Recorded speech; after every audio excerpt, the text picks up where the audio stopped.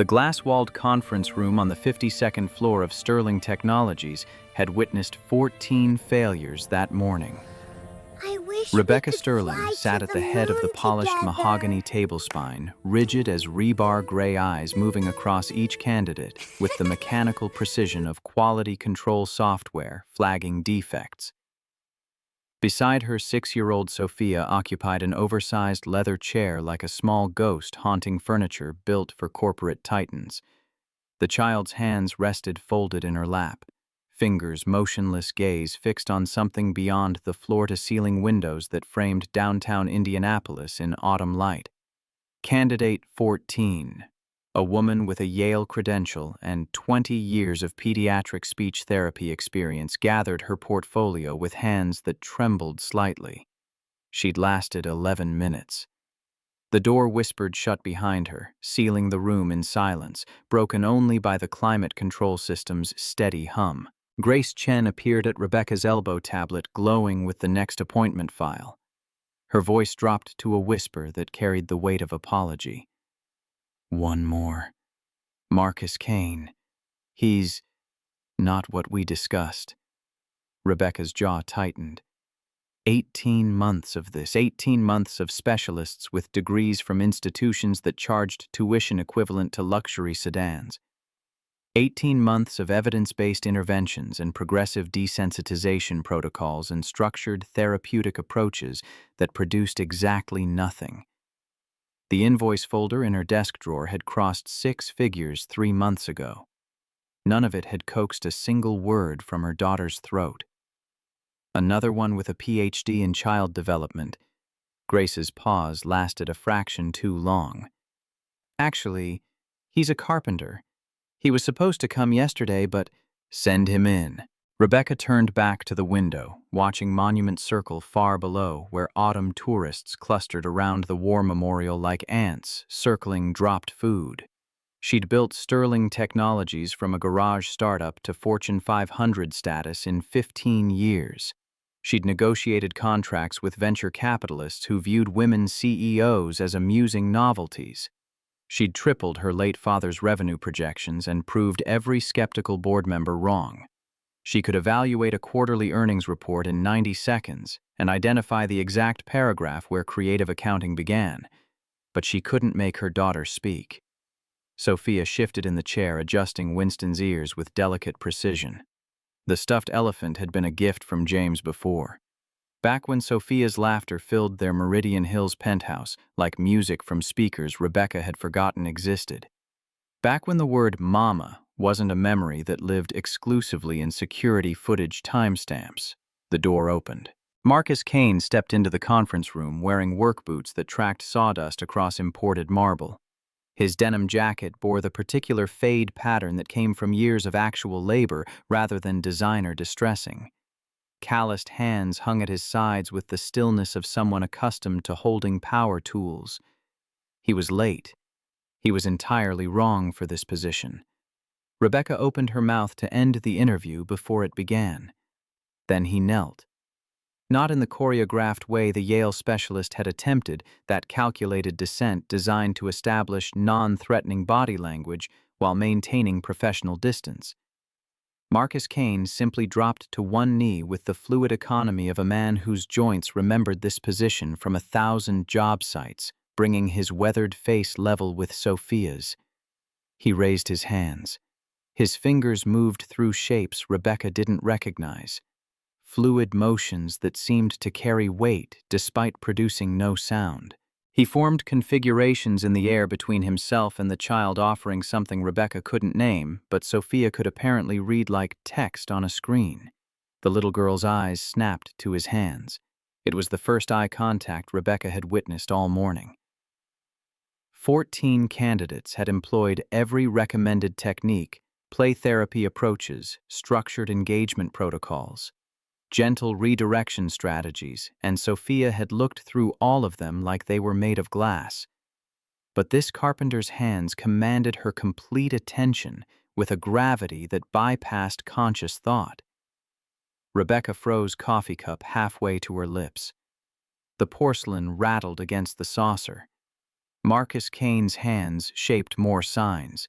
His fingers spelled out meanings in a language built from silence. He didn't smile or perform or deploy any of the rehearsed warmth that characterized professional childcare specialists. He simply waited, palms suspended in midair, offering connection without demanding response. Sophia's fingers twitched. The movement was microscopic. A tremor in her right hand quickly suppressed, but Marcus saw it. He repeated his gesture more slowly, breaking the motion into component parts like a carpenter, demonstrating how a joint fits together. Sophia's hands lifted from her lap. Her small fingers fumbled through an approximation of his shape, clumsy, uncertain, the manual equivalent of a first grader sounding out unfamiliar words. But she was trying. For the first time since the parade of credentialed experts had begun that morning, Sophia Sterling was actively engaging with another human being. Marcus corrected her gently, repositioning her fingers with the careful precision of someone who understood that forcing correction destroys willingness to learn. His weathered hands guided her small ones through the proper configuration. She attempted it again, better this time. Her third try was nearly perfect. Then something extraordinary happened. The corner of Sophia's mouth curved upward. Not a full smile, nothing that obvious. Just a ghost of the expression her face had almost forgotten how to make. A flicker of light in a room that had been dark for 2 years. Rebecca's hands shook badly enough that coffee spilled across quarterly projections she'd been reviewing. The liquid spread through columns of data like blood seeping through gauze. Grace materialized beside her with impossible speed. Should I end this? He doesn't have any of the required certifications. His background check is still pending. We could politely... Where did you learn that? Rebecca's voice came out wrong, cracked in the middle like badly fired pottery. Marcus Kane looked up from his silent conversation with Sophia, meeting Rebecca's stare with eyes that had seen things credentials couldn't prepare anyone for. I had a daughter. She was deaf. Past tense.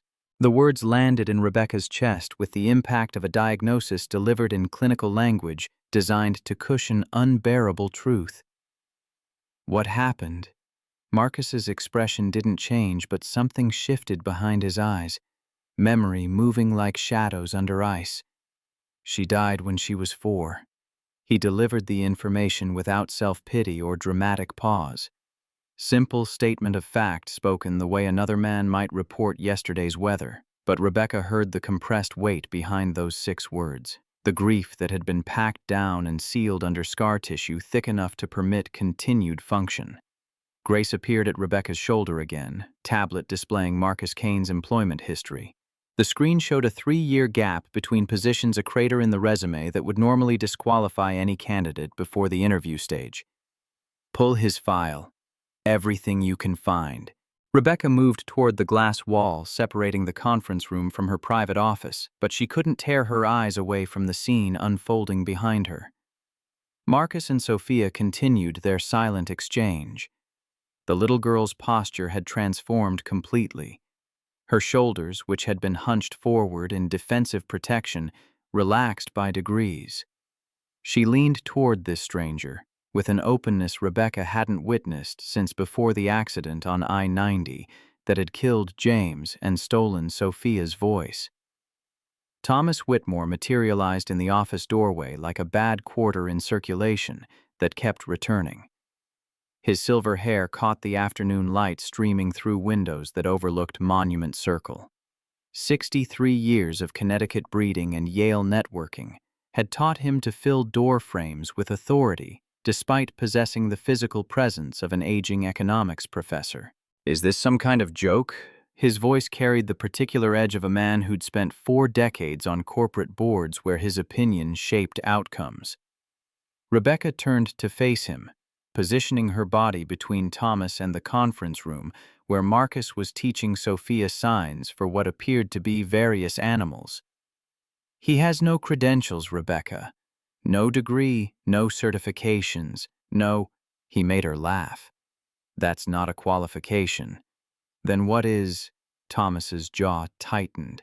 His fingers whitened around the crystal tumbler of scotch he carried despite the morning hour, a privilege he'd claimed after 20 years as her father's business partner, and another 15 on Sterling Technologies' board of directors.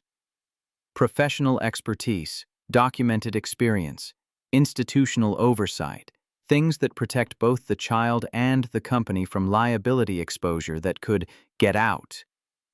The words emerged with less volume than Rebecca intended, but more finality. Thomas's expression cycled through surprise, indignation, and calculation, before settling on the patient condescension of a man explaining basic concepts to someone experiencing temporary irrationality. "We'll discuss this at the board meeting Thursday." He departed with the unhurried pace of someone certain time would prove him correct. The door closed with a click that sounded like a threat being filed for later use. Rebecca moved into her private office, gesturing for Marcus to follow. Grace remained at her station, already compiling background information with the efficient urgency of someone who'd learned to anticipate her employer's needs before they were articulated. The office was 1,500 square feet of corner real estate, featuring abstract art that had cost more than most people's annual salary, and a desk imported from Denmark at shipping fees equivalent to a used car. Marcus entered without apparent intimidation, his work boots leaving faint sawdust traces across carpet woven in Nepal. He stood with the same patient stillness he'd displayed in the conference room, hands loose at his sides, waiting. Rebecca picked up the framed photograph from her desk. James smiled at the camera, one arm around 4-year-old Sophia at the Indianapolis Zoo, both of them covered in cotton candy residue and joy. The image lived in a drawer now too painful to display, too precious to discard. "Your husband," she hadn't intended to share that information this early in the interview process. The word emerged before professional distance could prevent it. "He died 2 years ago. Car accident on I-90. Marcus accepted this information with a small nod, the gesture of someone who recognized grief's topography from personal navigation. "I'm sorry." The condolence was brief, devoid of the elaborate sympathy that usually followed such revelations. Rebecca appreciated the economy. Sophia was in the car. Understanding crossed Marcus's face like sunrise breaking over flat terrain. He didn't offer platitudes about trauma or healing timelines or the resilience of children. He simply waited, giving her space to continue or conclude as she chose. Rebecca set James's photo down facing her, a small act of confrontation with the past she'd been avoiding since the accident, turned her family into a before and after comparison. "Tell me about your daughter." Marcus shifted his weight slightly, the only visible sign the question touched something tender.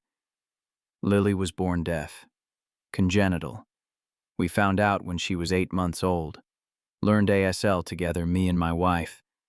Turned out I had an aptitude for it." A ghost of a smile flickered across his face, gone before it fully formed. "My father used to say good carpenters listen to wood. Lily taught me to listen to hands." "What happened to her?" "Heart defect. Congenital, like the deafness.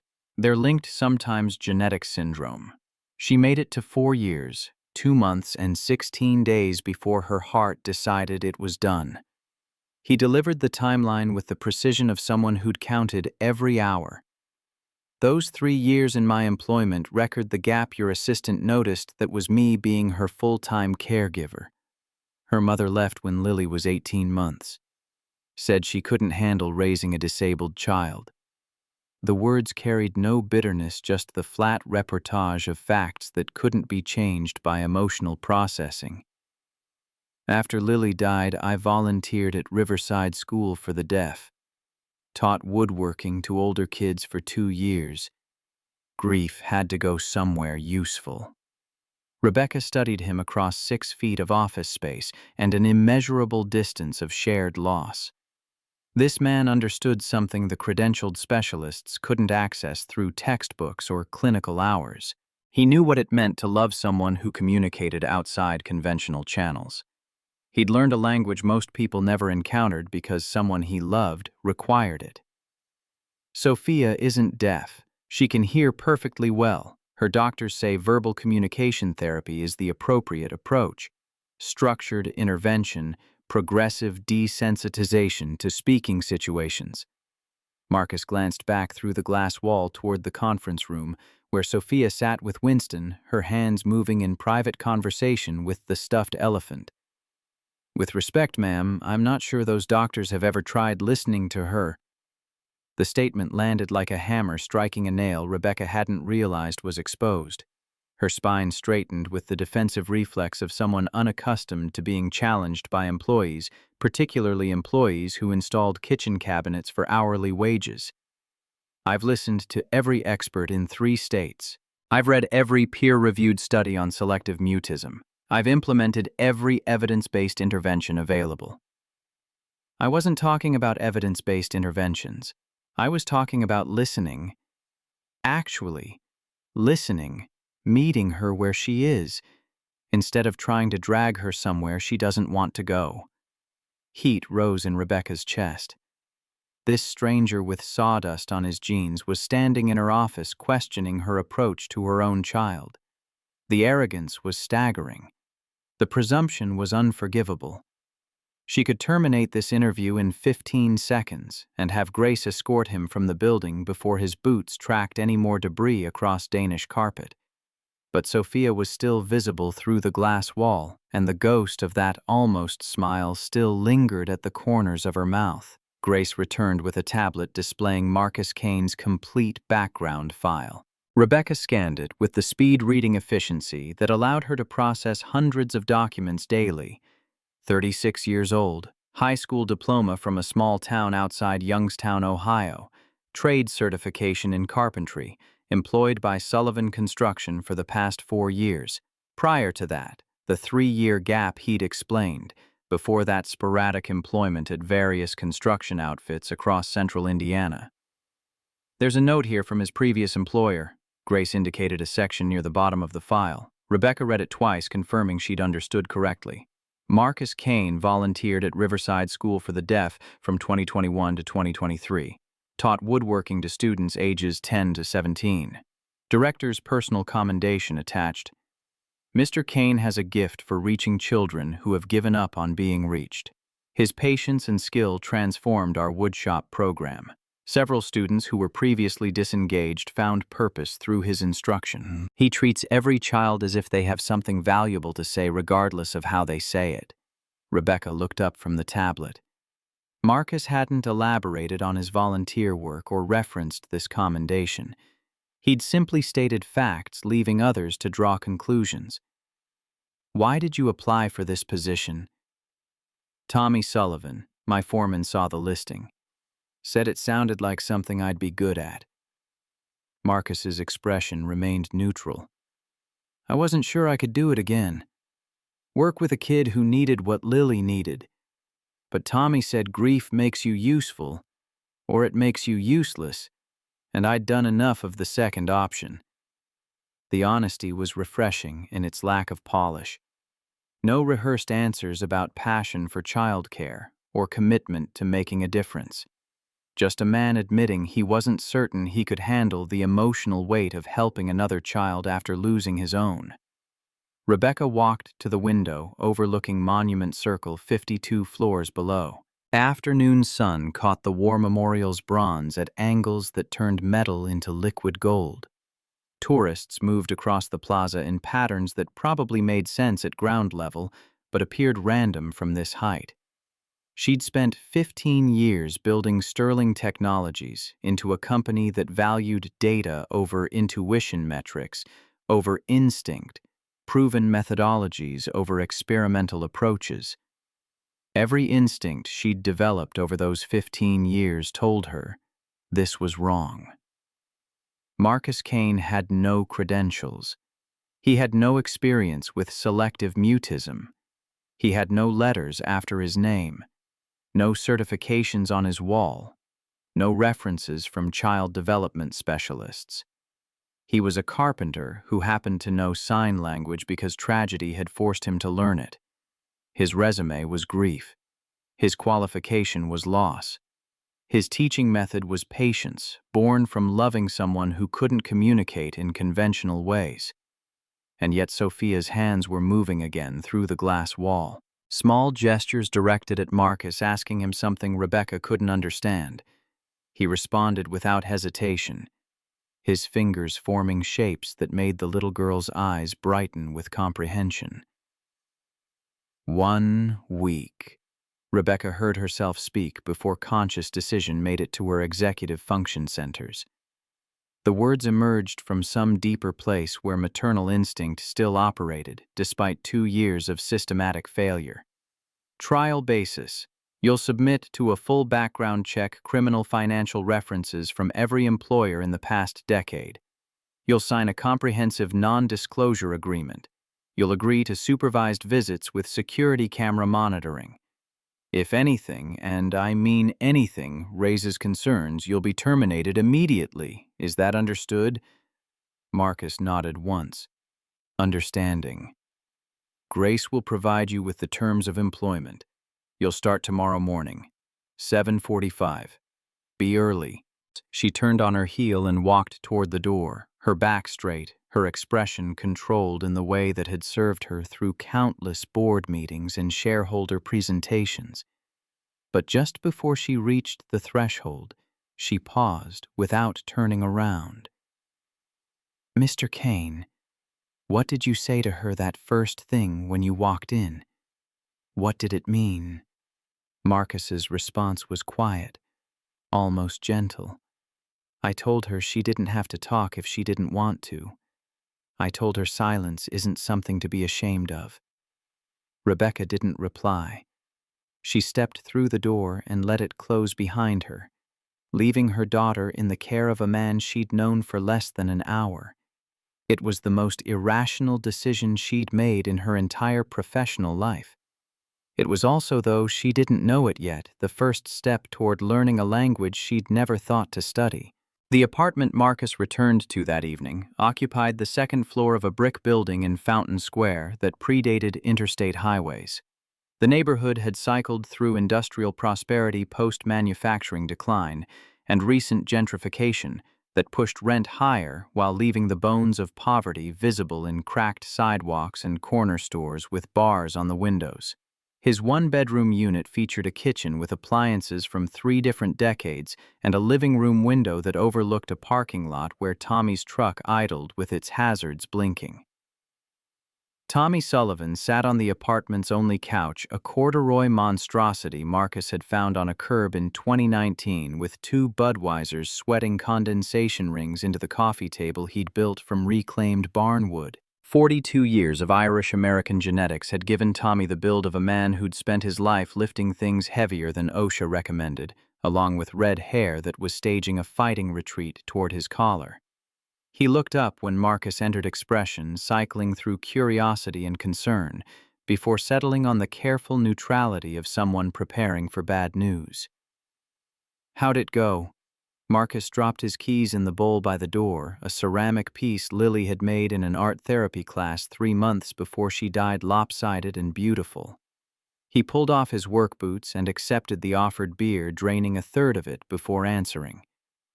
I start tomorrow. Tommy's eyebrows climbed toward his receding hairline. Seriously, the CEO lady hired you. I figured she'd take one look at your background check gap, and she saw Sophia respond to me. That was enough. Sophia's the kid. 6 years old. Hasn't spoken since she watched her father die in a car accident 2 years ago. Mother's been throwing money at specialists who keep trying to make her talk. Marcus set the beer down, pressing the cold bottle against his forehead. She's like Lily, not deaf, but silent for a reason. Trauma, not defiance. Tommy absorbed this information while picking at the label on his Budweiser. They'd worked together for 4 years, long enough for Tommy to recognize when Marcus was processing something painful.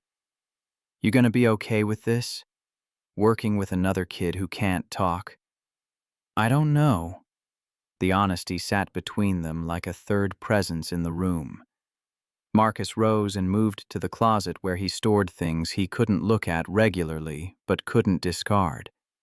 The cardboard box on the top shelf bore Lily's name in marker that had faded from black to gray. He'd sealed it the day after her funeral at Crown Hill and hadn't opened it since. His hands shook slightly as he lifted it down. Inside, ASL flashcards with her tiny handprints in paint on the backs. Children's books with sign language illustrations. Photographs of her at Riverside School surrounded by other deaf kids, her face illuminated with joy that transcended sound. A wooden toy elephant he'd carved for her 4th birthday, she'd named it Winston, after a character in a picture book. The name hit him like voltage through improperly grounded wiring. Sophia's stuffed elephant was also named Winston. Tommy appeared at his shoulder close enough to offer presence without invading space. He didn't speak, didn't offer platitudes about healing or closure or time's ability to soften loss. He simply stood there, solid as framing lumber, while Marcus touched artifacts from his daughter's abbreviated life. What if she gets attached and something happens? The question emerged without permission. Tommy's hand landed on Marcus's shoulder with the weight of brotherhood. What if you help her and nothing bad happens? That's not how my story goes, Tommy. Maybe it's time to write a different one. Marcus pulled out Lily's favorite flashcard set, Basic Signs for Family Home Love Safe. Her handprints decorated the backs in tempera paint preserved under laminate that had started to peel at the edges. He'd taught her these signs when she was 18 months old before she could walk steadily, but after she'd figured out that moving her hands could make her needs understood. The tears came without warning. No preamble, no gradual build. Just sudden wetness tracking down his face while he stared at paint handprints that would never grow larger. Tommy's grip on his shoulder tightened. Neither man spoke. The only sound in the apartment was the refrigerator's compressor cycling on in the kitchen and the muffled bass from the unit below where someone was playing music that made the floor vibrate. Marcus wiped his eyes with the back of his hand, leaving a damp streak across his wrist. First time I've opened this since we buried her. You gonna bring those for Sophia? Marcus looked at the flashcards, then at Tommy, then back at the cards bearing his dead daughter's handprints. Yeah, I think Lily would want that. Someone else learning what she taught me. They finished their beers in silence, while autumn darkness settled over Fountain Square and traffic noise from Virginia Avenue filtered through walls that were too thin to provide real insulation. Marcus repacked the box carefully, but he left it on the coffee table instead of returning it to the closet. Some doors once opened couldn't be closed again. His phone buzzed against the barn wood table. Text message from an unknown number. Can we talk tomorrow after Sophia's bedtime? Please. Rebecca Sterling. He stared at the screen for a long moment before responding. What time? The reply came within seconds. 8:30.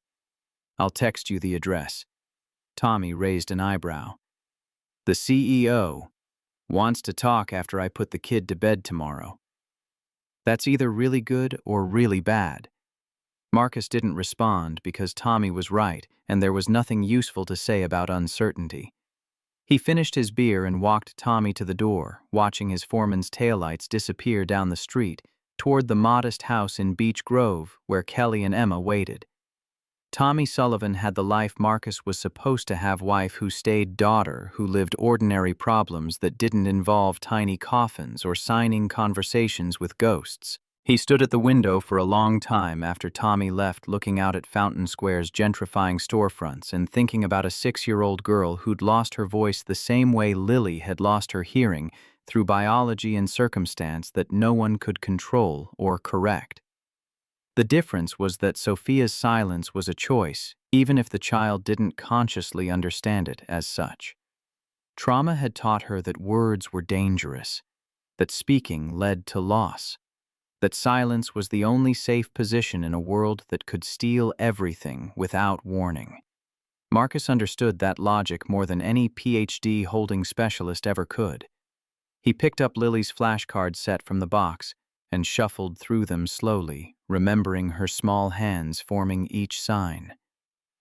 Love, family, home, safe. Words she'd never speak aloud, but had communicated with perfect clarity through fingers and palms and gestures that required no sound to carry meaning. Tomorrow he would teach those same signs to another little girl who'd learned to fear her own voice. Tomorrow he would try to build something useful from the wreckage of his grief. Tomorrow he would walk back into Sterling Technologies and hope that Tommy was right about this being a different story with a different ending. But tonight, alone in his apartment with a beer bottle sweating condensation into reclaimed barnwood, Marcus Kane cried for the daughter who'd taught him that love doesn't require sound, only presence. And he cried for the daughter who wasn't his, who needed someone to meet her in the silence instead of demanding she abandon it. Outside his window, Fountain Square continued its uneven march toward renewal. Inside his chest, something that had been frozen for 2 years began tentatively to thaw. The grief remained. It would always remain.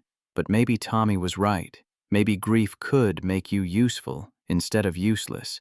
Maybe there was a way to honor Lily's memory that didn't require Marcus to stop living entirely. Maybe, just maybe, he could help one more child find her voice, even if that voice never made a sound. He set Lily's flashcards on the counter where he'd see them first thing in the morning. Then he went to bed and dreamed of small hands making big meanings in the spaces between words. The Sterling penthouse occupied the top 2 floors of a glass tower in Meridian Hills, where wealth insulated itself from Indianapolis's grittier neighborhoods through elevation and security checkpoints. Marcus arrived at 7:40 Wednesday morning, carrying Lily's flashcard box, and the weight of a decision he still wasn't certain he could sustain. The doorman, a young guy with military posture and an earpiece, checked his ID against a tablet list before directing him to the private elevator that required a key card Rebecca had couriered to his apartment at 6 a.m. The doors opened directly into a living space that looked like it had been photographed for a magazine about people who'd forgotten what homes were supposed to feel like. Everything was white or gray, or that particular shade of beige that cost extra because it had been given a name like grungy by consultants who charged hourly rates. Abstract art hung on walls at precisely measured intervals. Furniture occupied floor space with mathematical precision. The entire environment communicated money and taste and a complete absence of anyone actually living here. Sophia stood in the hallway leading to what Marcus assumed were bedrooms, still wearing pajamas decorated with elephants, clutching Winston against her chest like a shield. She watched him with dark eyes that assessed strangers the way prey animals evaluated potential threats, calculating distance, measuring exits, preparing for flight. Rebecca emerged from somewhere deeper in the penthouse wearing a charcoal suit that probably cost more than Marcus's monthly rent. Her hair was pulled back with the severity of someone preparing for combat. She carried a leather portfolio that looked heavy enough to contain either contracts or weapons. "You're early." "Always am." She handed him the portfolio without ceremony. 17 pages of employment contract printed on paper stock that felt expensive. He flipped through it quickly, scanning sections titled Confidentiality Obligations and Termination Conditions and Behavioral Expectations. The language was dense with the kind of legal hedging that turned simple concepts into paragraph-length sentences. At the bottom of page 17, a line awaited his signature. "You should read that carefully. I trust you." The words landed between them with unexpected weight. Rebecca blinked the only visible crack in her executive armor before recovering her composure. "You shouldn't trust anyone in business, Mr. Kane. This isn't business. This is your daughter." He signed each page without reading beyond the headers. Rebecca's expression cycled through surprise, suspicion, and something that might have been relief before settling back into professional neutrality. She gathered the signed pages with hands that moved too quickly, revealing nervousness beneath control. "Sophia's schedule is posted in the kitchen. Dietary restrictions are documented. Therapy protocols are outlined in the binder on the counter. Follow them precisely.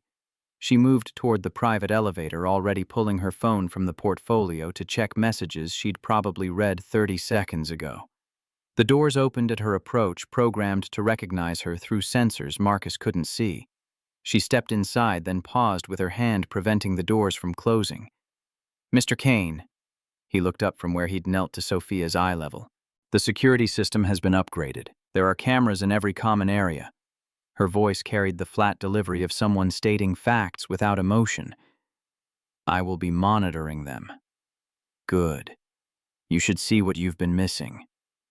The elevator doors closed on Rebecca's face before she could respond. Through the floor-to-ceiling windows that overlooked North Indianapolis, Marcus watched the tower's shadow stretch across Meridian Hills like a sundial marking wealthy people's time. Somewhere 52 floors below, Rebecca Sterling was probably already reviewing security feeds on her phone, watching him watch her daughter. Sophia hadn't moved from her position in the hallway. She stood perfectly still, Winston's trunk clutched in both hands, waiting to see what this stranger would do. Now that her mother had left them alone in 3,500 square feet of expensive emptiness. Marcus set Lily's flashcard box on the coffee table, reclaimed barnwood that probably cost more than the original barn. He didn't open it yet. Instead, he raised his hands and signed slowly, giving Sophia time to read each gesture. "Why are you here?" Her fingers tightened on Winston's trunk. A full minute passed in silence, broken only by the HVAC system's whisper and distant traffic noise filtering up from street level. Then her hands moved with the tentative precision of someone testing whether the floor would hold their weight. "Why are you here?" Marcus signed his response with the same careful deliberation he'd use explaining complex joinery to an apprentice. "Because your mom loves you and doesn't know how to show it." Sophia's expression shifted, something passing across her face too quickly to name, but leaving traces like clouds across clear sky. Her hands formed another question. "She doesn't understand me." "Then we'll teach her." The little girl studied him for another long moment, conducting whatever evaluation 6-year-olds performed when deciding whether adults could be trusted. Whatever criteria she used, Marcus apparently passed. She crossed the living room with small, deliberate steps and placed her free hand in his. Her palm was warm and impossibly small against his calloused fingers. She led him down the hallway past framed photographs of Rebecca accepting business awards and shaking hands with people Marcus didn't recognize. At the end of the corridor, double doors opened into a playroom that looked like a therapy catalog had exploded. Educational toys still sealed in packaging lined built-in shelves. Therapeutic tools organized in labeled bins occupied a corner near windows overlooking the city. Picture books stacked in precise rows showed no signs of ever having been opened. The entire space communicated good intentions and spectacular failure. Thousands of dollars invested in equipment designed to fix a problem that couldn't be solved with consumer goods.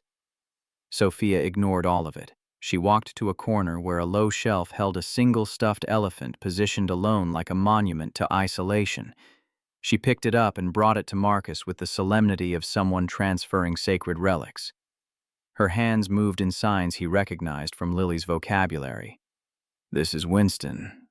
He doesn't talk either. He's my best friend." Marcus accepted the elephant with appropriate reverence, examining Winston's worn fabric and loose stitching. Someone had loved this toy hard enough to damage it. He signed his response to the elephant first, then to Sophia. "Nice to meet you, Winston. I don't talk much myself." Sophia's face transformed, not the ghost of a smile he'd seen yesterday, a full, genuine expression that lit her features like sunrise breaking over flat landscape. She signed rapidly, her small hands forming shapes with increasing confidence. "Can you teach me to talk like you did with your daughter?"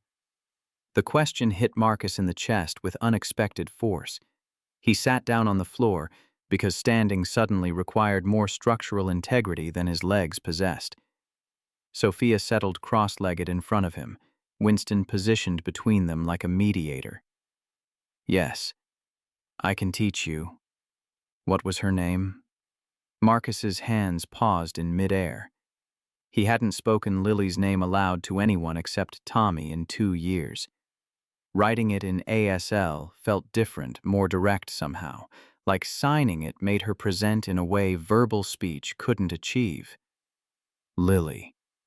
What happened to her children possessed a particular kind of honesty that bypassed adult social conventions. Sophia asked the question Rebecca had danced around yesterday, delivering it with straightforward curiosity unmarred by pity or discomfort. Her heart stopped working. Like my daddy's car stopped working. Marcus blinked against sudden moisture threatening his vision. This 6-year-old had just connected loss across different mechanisms, understanding that death was death regardless of whether hearts or vehicles failed. Yes, like that. Sophia absorbed this information with visible processing. Her hands stayed still while her mind worked through implications Marcus couldn't track. Finally, she signed again. After my daddy's car stopped working, loud sounds hurt. Does quiet help? Yes, quiet helps. Winston thinks so too.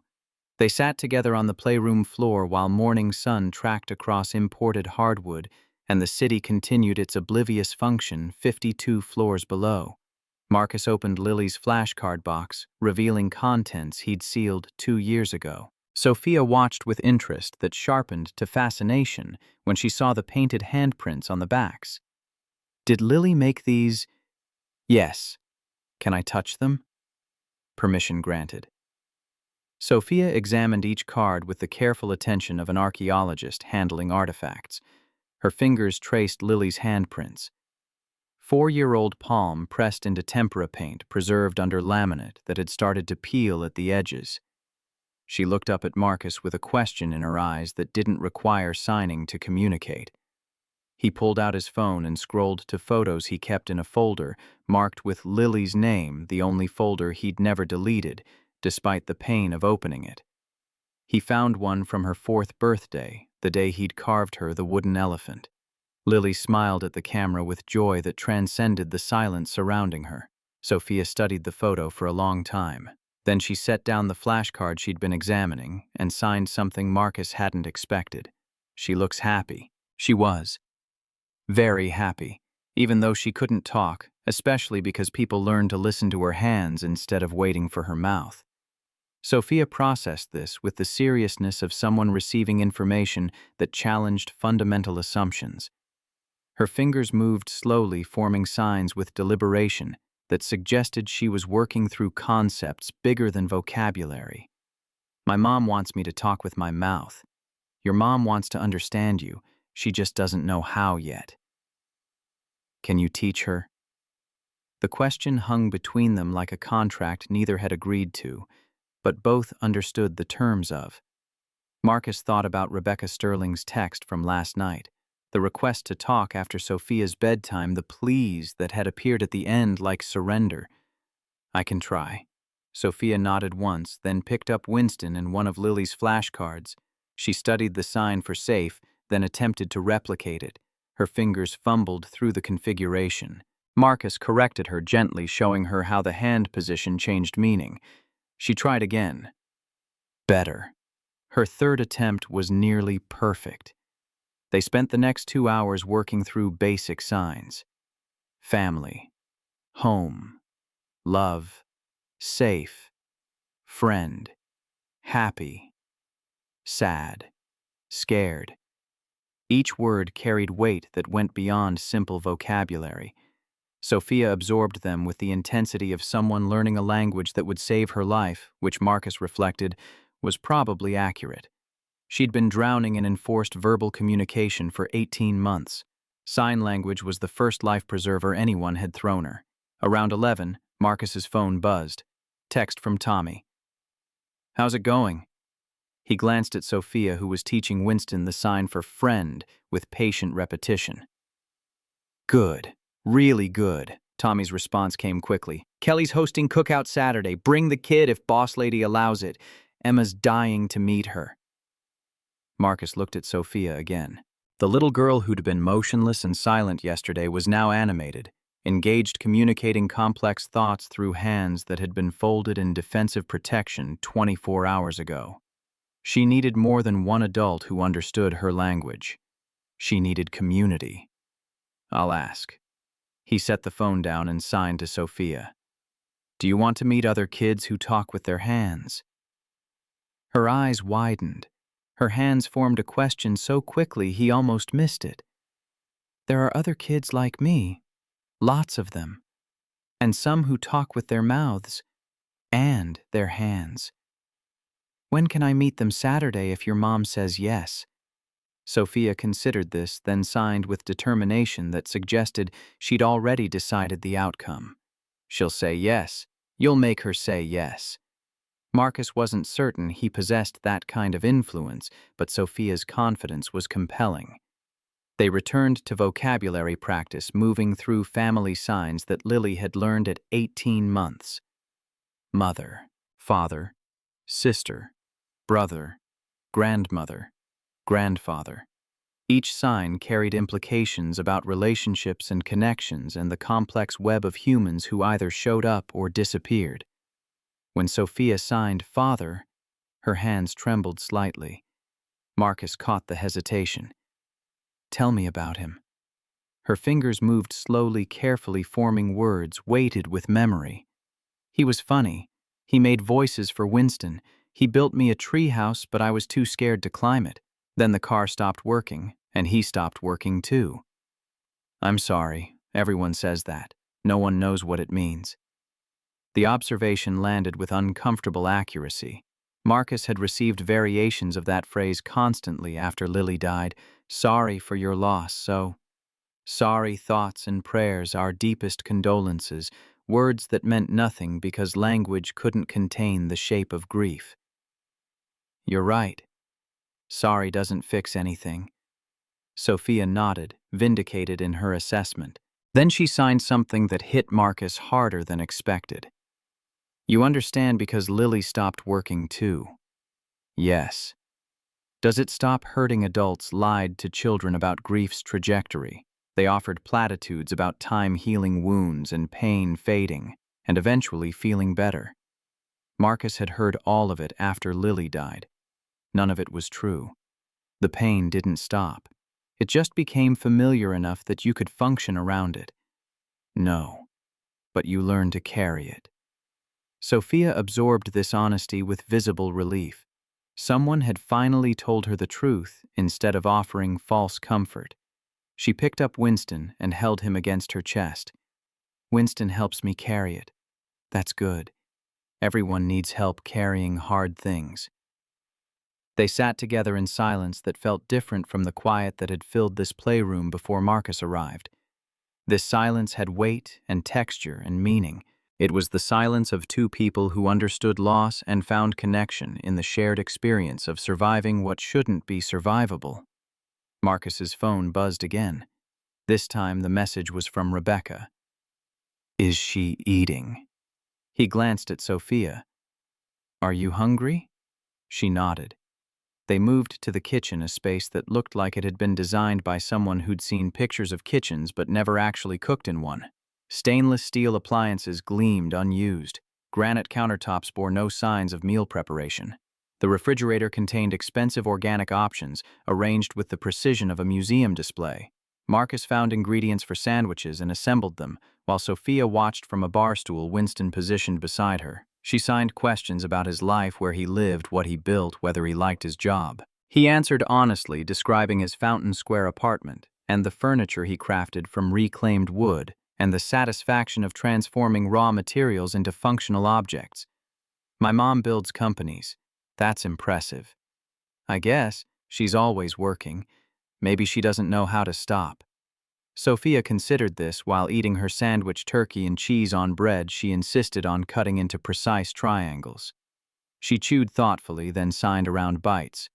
After Daddy died, she worked more. Like work could make him not dead. Marcus had no response adequate to that observation. He'd done something similar after Lily volunteered at Riverside School with intensity that bordered on obsession, throwing himself into teaching woodworking because staying busy meant less time for grief to catch up. Work couldn't resurrect the dead, but it could postpone the reckoning with their absence. They spent the afternoon building a blanket fort, dragging couch cushions, draping throws over furniture, constructing a space that felt separate from the sterile perfection surrounding them. Sophia directed the process like a tiny architect signing instructions, while Marcus executed her vision. Winston supervised from various positions, offering silent commentary through Sophia's interpreting hands. When the fort was complete, they crawled inside with Lily's flashcards. The enclosed space created intimacy that the massive playroom couldn't achieve. Sophia asked about Lily, what she liked, what made her laugh, what she was scared of. Marcus answered each question, finding that talking about his daughter hurt less when he was helping another child learn what Lily had taught him. She would have liked you. Sophia's face brightened with an expression Marcus recognized from photographs of Lily receiving praise. Really, really. She liked people who understood that quiet doesn't mean empty. Winston says quiet is full of things people don't listen to. Winston is very wise. They emerged from the fort around 4 when Marcus's back informed him that 36-year-old bodies weren't designed for extended blanket fort occupancy. Sophia immediately began teaching Winston new signs, positioning the elephant where he could see her hands while she repeated vocabulary they'd practiced earlier. Marcus texted Rebecca. She ate lunch. She's teaching Winston sign language now. Everything's good. The response came within seconds. I'm watching. Thank you. He glanced at the camera mounted in the corner near the ceiling, a small black dome that probably cost more than most surveillance systems. Rebecca Sterling was somewhere in her tower office 52 floors below, monitoring her daughter's interaction with a carpenter she'd hired 24 hours ago, based on instinct that probably terrified her. At 6:30, Marcus gathered Lily's flashcards and prepared to leave. Sophia's face fell when she realized he was going. Her hands formed the question he'd been expecting. Will you come back tomorrow? Same time. Promise? Promise. She hugged him, then a quick, fierce embrace that lasted maybe 3 seconds before she pulled back, suddenly self-conscious. Marcus pretended not to notice the moisture in his eyes while he rode the elevator down 52 floors to ground level where his truck waited in visitor parking. Tommy called as he was pulling onto Meridian Street. How'd day 1 go? She's amazing, Tommy. Smart as hell and communicating things her mom doesn't know she's capable of thinking. So you're hooked. It wasn't a question. Marcus couldn't deny it anyway. Yeah, I'm hooked. Kelly says bring her Saturday. Emma's been asking about her since I mentioned it this morning. I need to clear it with Rebecca first. The CEO, you're on first-name basis already. She texted me at 11 asking if Sophia was eating. Tommy whistled low. That woman's wound tight enough to snap based on what you said. Maybe having you around will remind her she's got a daughter instead of a problem to solve. Marcus thought about Rebecca's text I'm watching. Thank you. And wondered what she was seeing through those cameras. A carpenter teaching her daughter sign language, or someone filling space her dead husband should occupy. Or maybe just proof that Sophia could connect with another human being, if that human met her in silence instead of demanding speech. His phone buzzed with a new message before he reached Fountain Square. 8:30 tonight. My address attached. We need to talk. Rebecca Sterling. The text carried formality that suggested she'd drafted and deleted several versions before settling on this wording.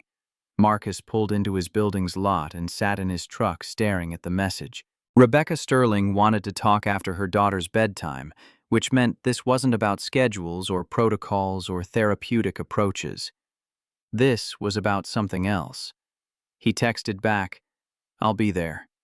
Then he climbed the stairs to his apartment and tried to figure out what a CEO wanted to discuss with a carpenter at 8:30 on a Wednesday night. The address Rebecca provided led Marcus back to Meridian Hills 45 minutes later. Different building, a converted historic mansion that had been subdivided into luxury condos for people who wanted old money aesthetics with new money amenities. He parked his truck between a Tesla and a Mercedes, feeling acutely aware that his F-150 with construction company logos lowered property values just by existing here. Rebecca answered the door wearing jeans and a sweater that looked soft enough to cost several $100s. Her hair hung loose past her shoulders instead of pulled back in executive severity.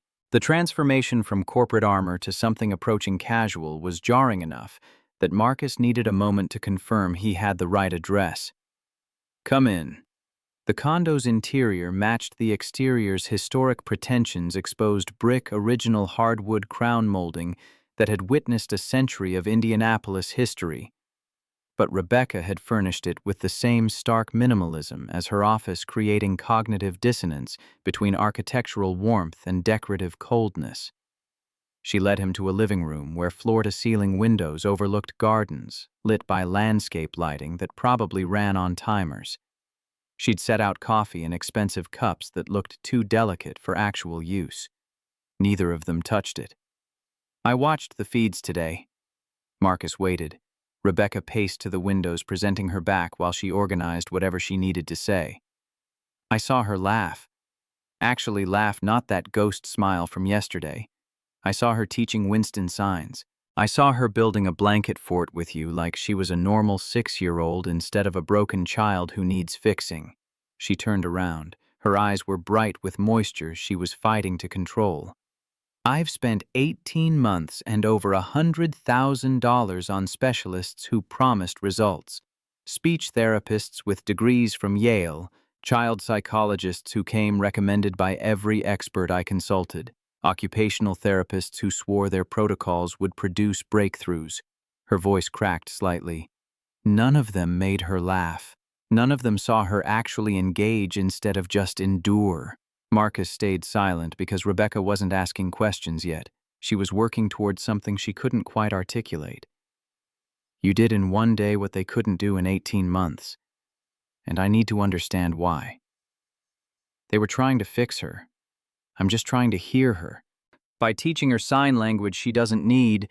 The challenge in her voice was automatic, defensive reflex of someone whose identity was built on control and measurable outcomes.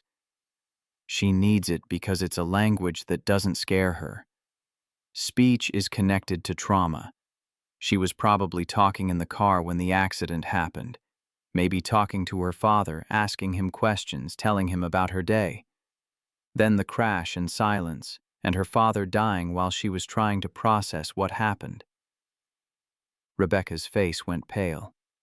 She sat down on the couch like her legs had stopped supporting her weight. "I never thought about that. The doctor said it was traumatic mutism regression to pre-verbal states, anxiety-induced speech refusal, but they never—" She pressed her palms against her eyes.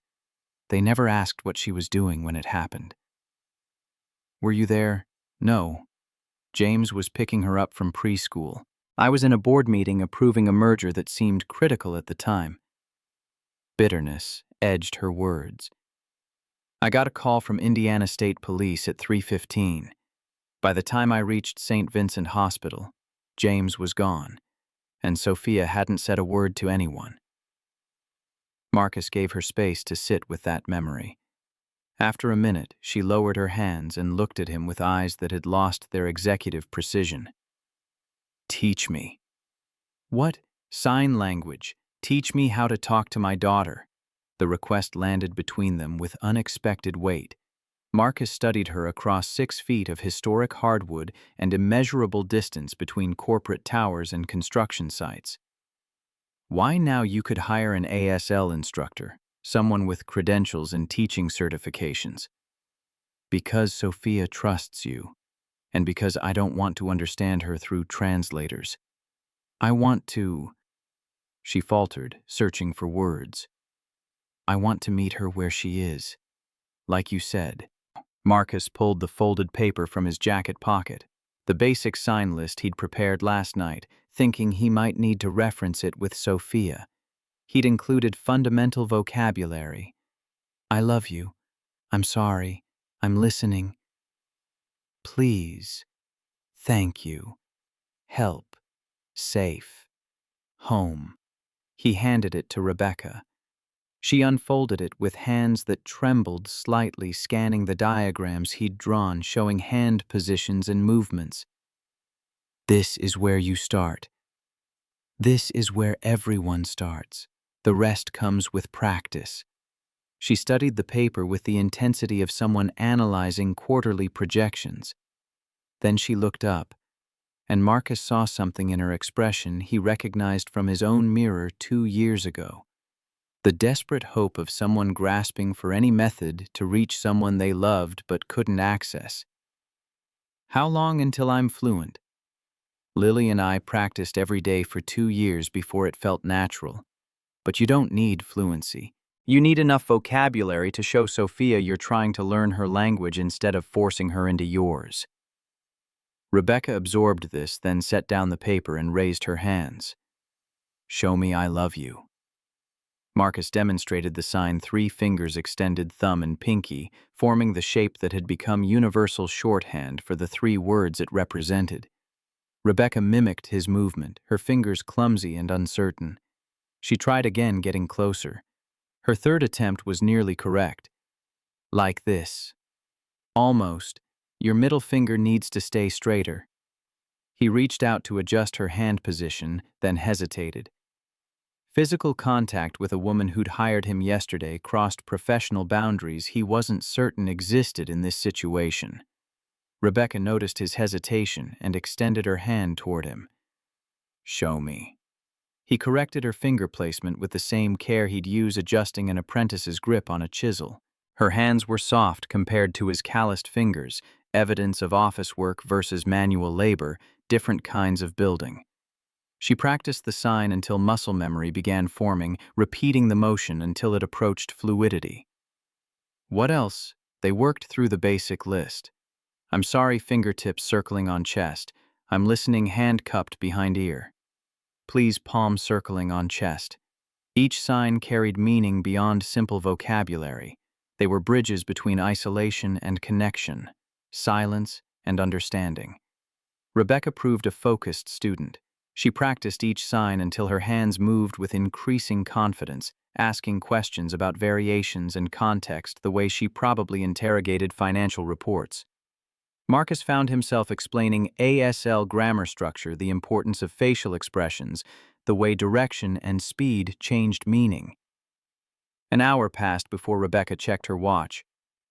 I have a 7 a.m. meeting tomorrow. She didn't finish the sentence. They both knew she should dismiss him. Thank him for his time, maintain the professional distance that employment contracts required. Instead, she looked at the basic sign list lying on her coffee table, then at Marcus. Can you come back? After Sophia's bedtime tomorrow? Teach me more. That's not in my job description. I'll add it to the contract, or pay you separately. Whatever works.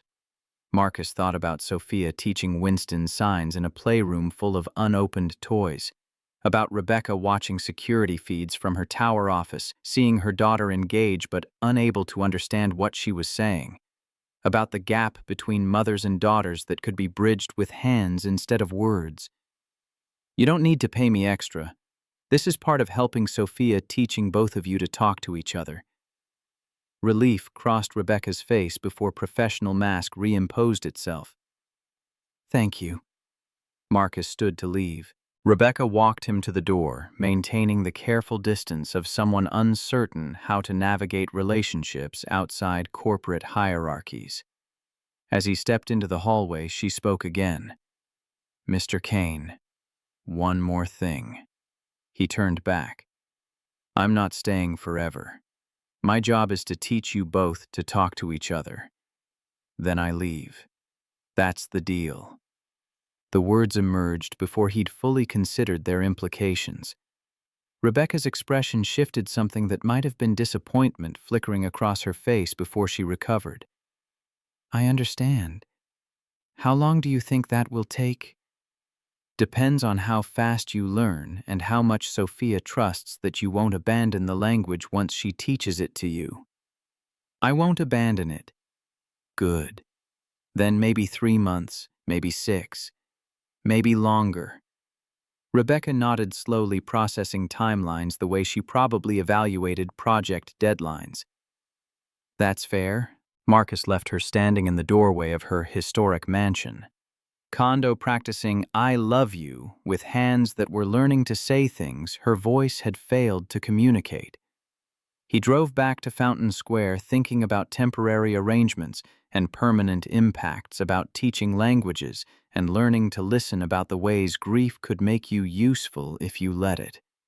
His phone buzzed as he was parking. Text from Rebecca, sent 3 minutes ago.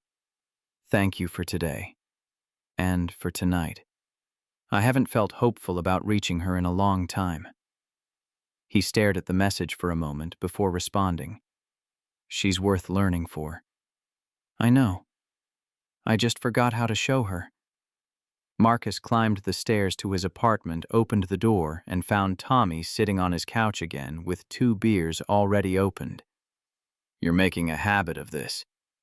Kelly kicked me out, said I was hovering while she graded papers. Tommy handed him a Budweiser. How'd it go with the CEO? She wants me to teach her sign language. Tommy's eyebrows climbed toward his receding hairline. That's either professional dedication or something else. It's a mother trying to talk to her daughter. Sure. Keep telling yourself that. Marcus ignored the implication and drank his beer. They sat in comfortable silence for a few minutes before Tommy spoke again. Emma's excited about Saturday. Kelly, too. She thinks it'll be good for Sophia to meet other kids. If Rebecca agrees to let her come. You really think she'd say no? Marcus thought about Rebecca's expression when she'd asked him to teach her, the desperate hope mixing with fear of failure. A woman who'd built a Fortune 500 company but couldn't access her own daughter. Control wouldn't let her say yes easily, but love might. I think she'll say yes because she knows Sophia needs more than what she's been getting. Tommy nodded, satisfied with that assessment. He finished his beer and stood to leave. You're doing good work, man. Lily would be proud. The words hit Marcus in the chest with more force than Tommy probably intended. He'd spent 2 years trying to honor Lily's memory through volunteer work and careful preservation of her belongings, and refusing to move forward because moving forward felt like leaving her behind. But maybe Tommy was right. Maybe teaching another little girl the language Lily had taught him was exactly what honoring her memory looked like. After Tommy left, Marcus pulled out his phone and scrolled to the folder of Lily's photos. He found one from her 3rd birthday, her hands forming the sign for happy, while chocolate cake covered her face. She'd been so alive in that moment, so present and engaged despite the silence surrounding her. He set the photo as his lock screen for the first time since her death. Then he went to bed thinking about Sophia's question from earlier. Does it stop hurting? The answer was still no, but carrying the pain felt lighter when it served a purpose beyond survival. Thursday morning arrived with October cold that made Marcus's truck reluctant to start. He arrived at Rebecca's penthouse at 7:40, carrying coffee from a Fountain Square shop that served it black and strong instead of transformed into dessert beverages. Sophia was already awake, dressed in clothes she'd obviously chosen herself. Mismatched patterns that communicated independence. She signed "Good morning" with hands that moved more confidently than yesterday. They spent the morning expanding vocabulary beyond basics, moving into emotional concepts. Happy, sad, angry, scared, confused. Each sign came with conversations about when you felt these things and why naming emotions mattered. Around noon, Marcus asked about Saturday. Sophia's face lit up with an expression that needed no translation. Can I really meet other kids who sign if your mom says yes? Will you ask her? I'll try. He texted Rebecca during Sophia's lunch. Tommy's wife is hosting a cookout Saturday. Their daughter Emma is 7, learning ASL at her public school. Other kids will be there. Thought Sophia might benefit from meeting peers who understand her language. The response took 10 minutes, long enough that Marcus wondered if he'd overstepped. Then, is it safe? Will you be there the whole time? Yes to both. Tommy's family is good people. His wife Kelly is an elementary school teacher. Very family-friendly environment. Another pause. Then Sophia would want to go. She lit up when I mentioned other kids who sign. 5 more minutes passed. Marcus watched the typing indicator appear and disappear multiple times before the final message arrived. Okay. What time and where? He forwarded Tommy's address in Beech Grove and confirmed 2 p.m. Saturday. Then he showed Sophia the text exchange. Her response was immediate, jumping up from her lunch and hugging him hard enough to knock Winston off the counter. The rest of Thursday and Friday passed in intensive vocabulary building. Sophia proved a remarkable student, absorbing signs with the hunger of someone who'd been starving for this particular kind of nourishment. She asked about everything: how to sign playground and ice cream, and scared of thunder, and missing daddy. Each question opened conversations that Marcus answered as honestly as he could, never offering false comfort, but always providing truth. Friday evening, Rebecca texted asking for another lesson after Sophia's bedtime. They worked through intermediate signs, moving beyond basics into conversational phrases. Rebecca's hands grew steadier with practice muscle memory, forming neural pathways that would eventually make signing as natural as speech. She asked questions about Sophia's progress, about what they'd discussed, about whether Marcus thought the child was improving. She's not improving. She's becoming herself in a language that doesn't scare her. Rebecca processed this distinction while practicing the sign for understand. I've been trying to make her go back to who she was before James died. That's what the therapist said restore baseline functionality. Maybe she can't go back. Maybe she's growing forward into someone different, and that's okay. The concept appeared to challenge Rebecca's fundamental assumptions about problem solving. She set down the vocabulary list and looked at Marcus with an expression caught between frustration and revelation. I don't know how to do this. How to accept that my daughter is permanently changed. You're already doing it. You're learning her language. That's acceptance. Saturday arrived with Indian summer warmth that made October feel confused about its seasonal assignment. Marcus picked up Sophia at 1:30, loading her and Winston into his truck, while Rebecca provided instructions that bordered on surveillance protocols. She'd clearly spent the previous 12 hours imagining every possible disaster that could befall her daughter in Beech Grove. Tommy and Kelly Sullivan.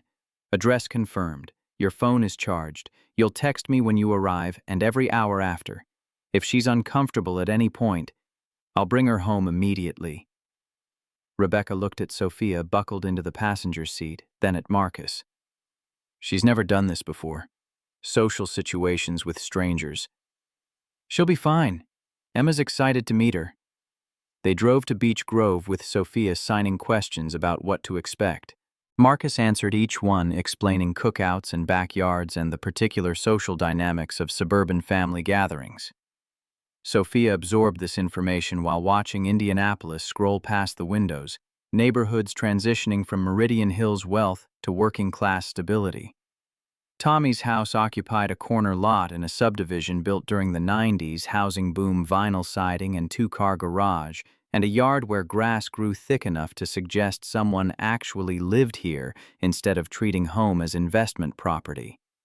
Kids' toys scattered across the front lawn communicated family chaos that Rebecca's penthouse sterility couldn't imagine. Kelly Sullivan answered the door with a smile that suggested she specialized in making people feel welcome. She was built like someone who'd played college softball and never entirely stopped being athletic, with red hair pulled back in a ponytail and freckles that mapped Irish ancestry. She signed hello to Sophia with hands that moved carefully but correctly. I'm Kelly, Emma's mom. She's been so excited to meet you. Sophia's eyes widened.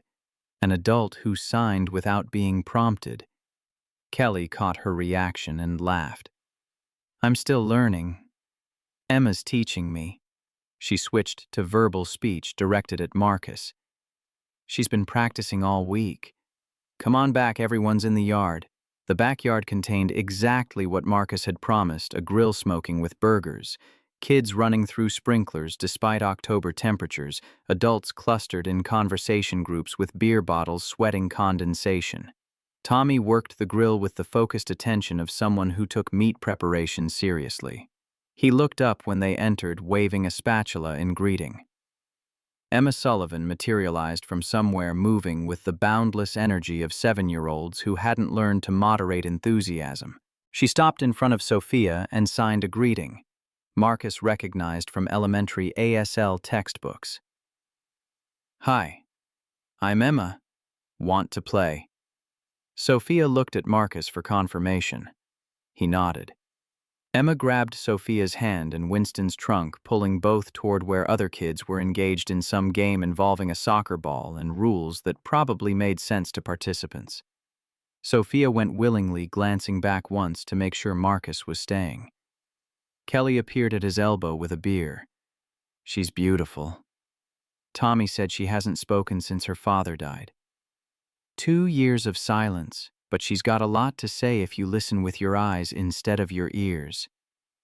Emma's been learning ASL at School 43. They have a great integrated program, deaf and hearing kids in the same classroom with both spoken English and ASL instruction. She comes home teaching us new signs every day. Kelly paused. "There's a spot open in that class if Sophia's interested. I could talk to the principal." Marcus watched Sophia across the yard. Emma was demonstrating signs while other kids watched with curious interest. Sophia responded, her hands moving through vocabulary Marcus had taught her, and Emma's face lit up with recognition and excitement. 2 girls connecting across language barriers that didn't matter when hands could speak.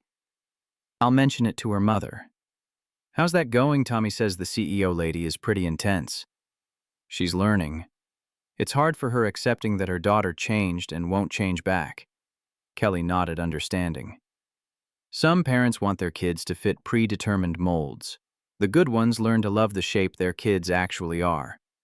She gestured toward Emma and Sophia, who were now teaching other children basic signs. "That right there, that's what Sophia needs. Community. Other kids who think communicating with hands is normal instead of weird." Marcus pulled out his phone and texted Rebecca. "She's good.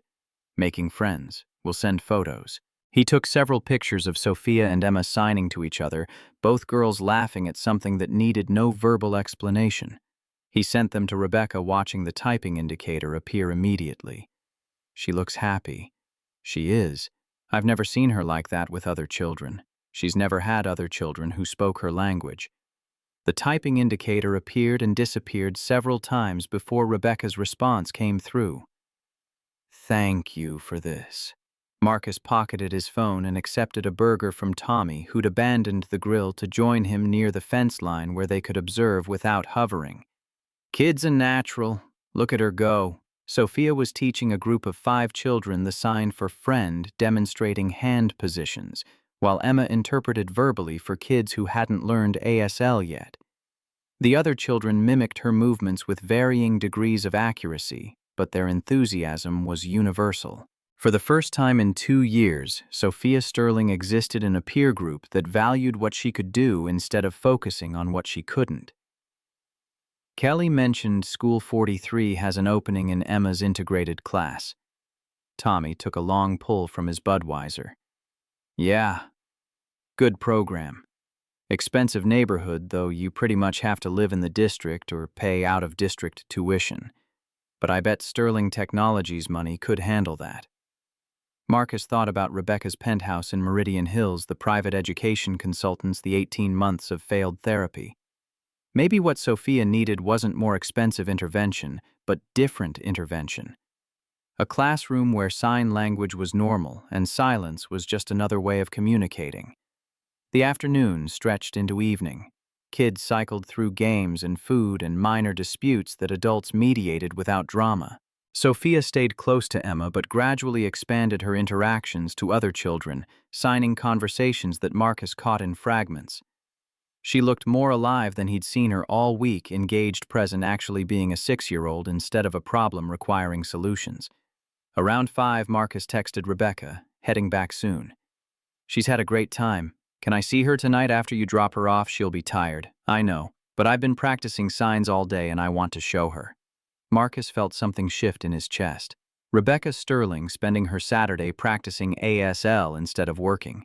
That was progress measured in gestures rather than quarterly earnings. I'll bring her up when we get there.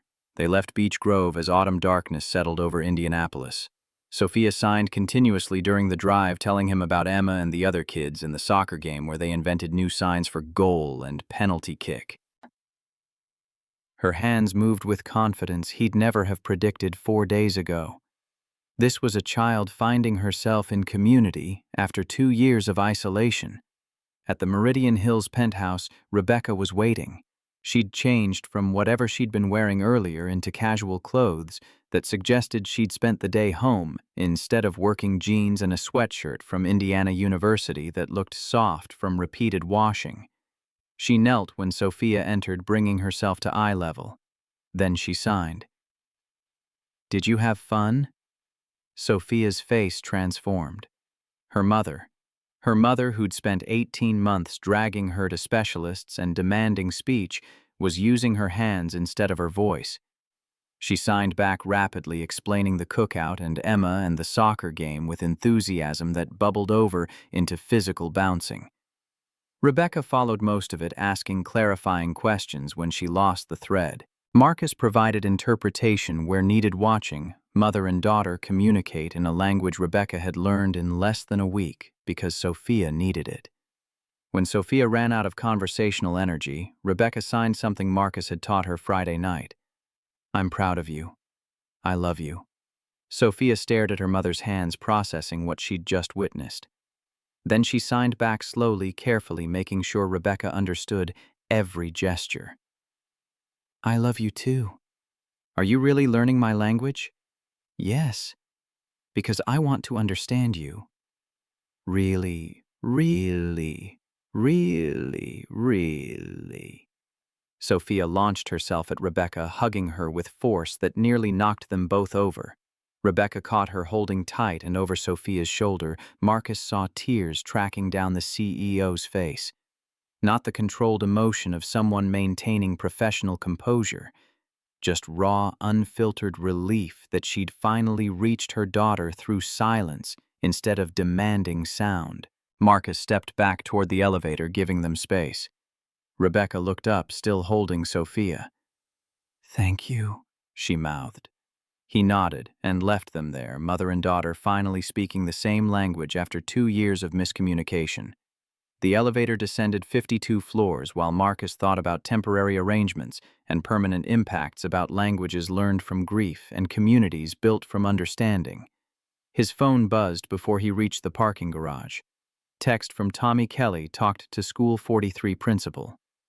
"They'd love to have Sophia. Can do intake Monday if Mom agrees." Marcus forwarded the message to Rebecca with a note. "This is what she needs. Community. Education that includes her language instead of trying to eliminate it." The response came as he was starting his truck. "Set it up. Whatever it costs." Monday morning, Marcus arrived to find Rebecca's penthouse transformed into ASL study center. Flashcards covered the refrigerator. Vocabulary lists papered the bathroom mirror. Sticky notes labeled every object with both English words and drawn hand configurations.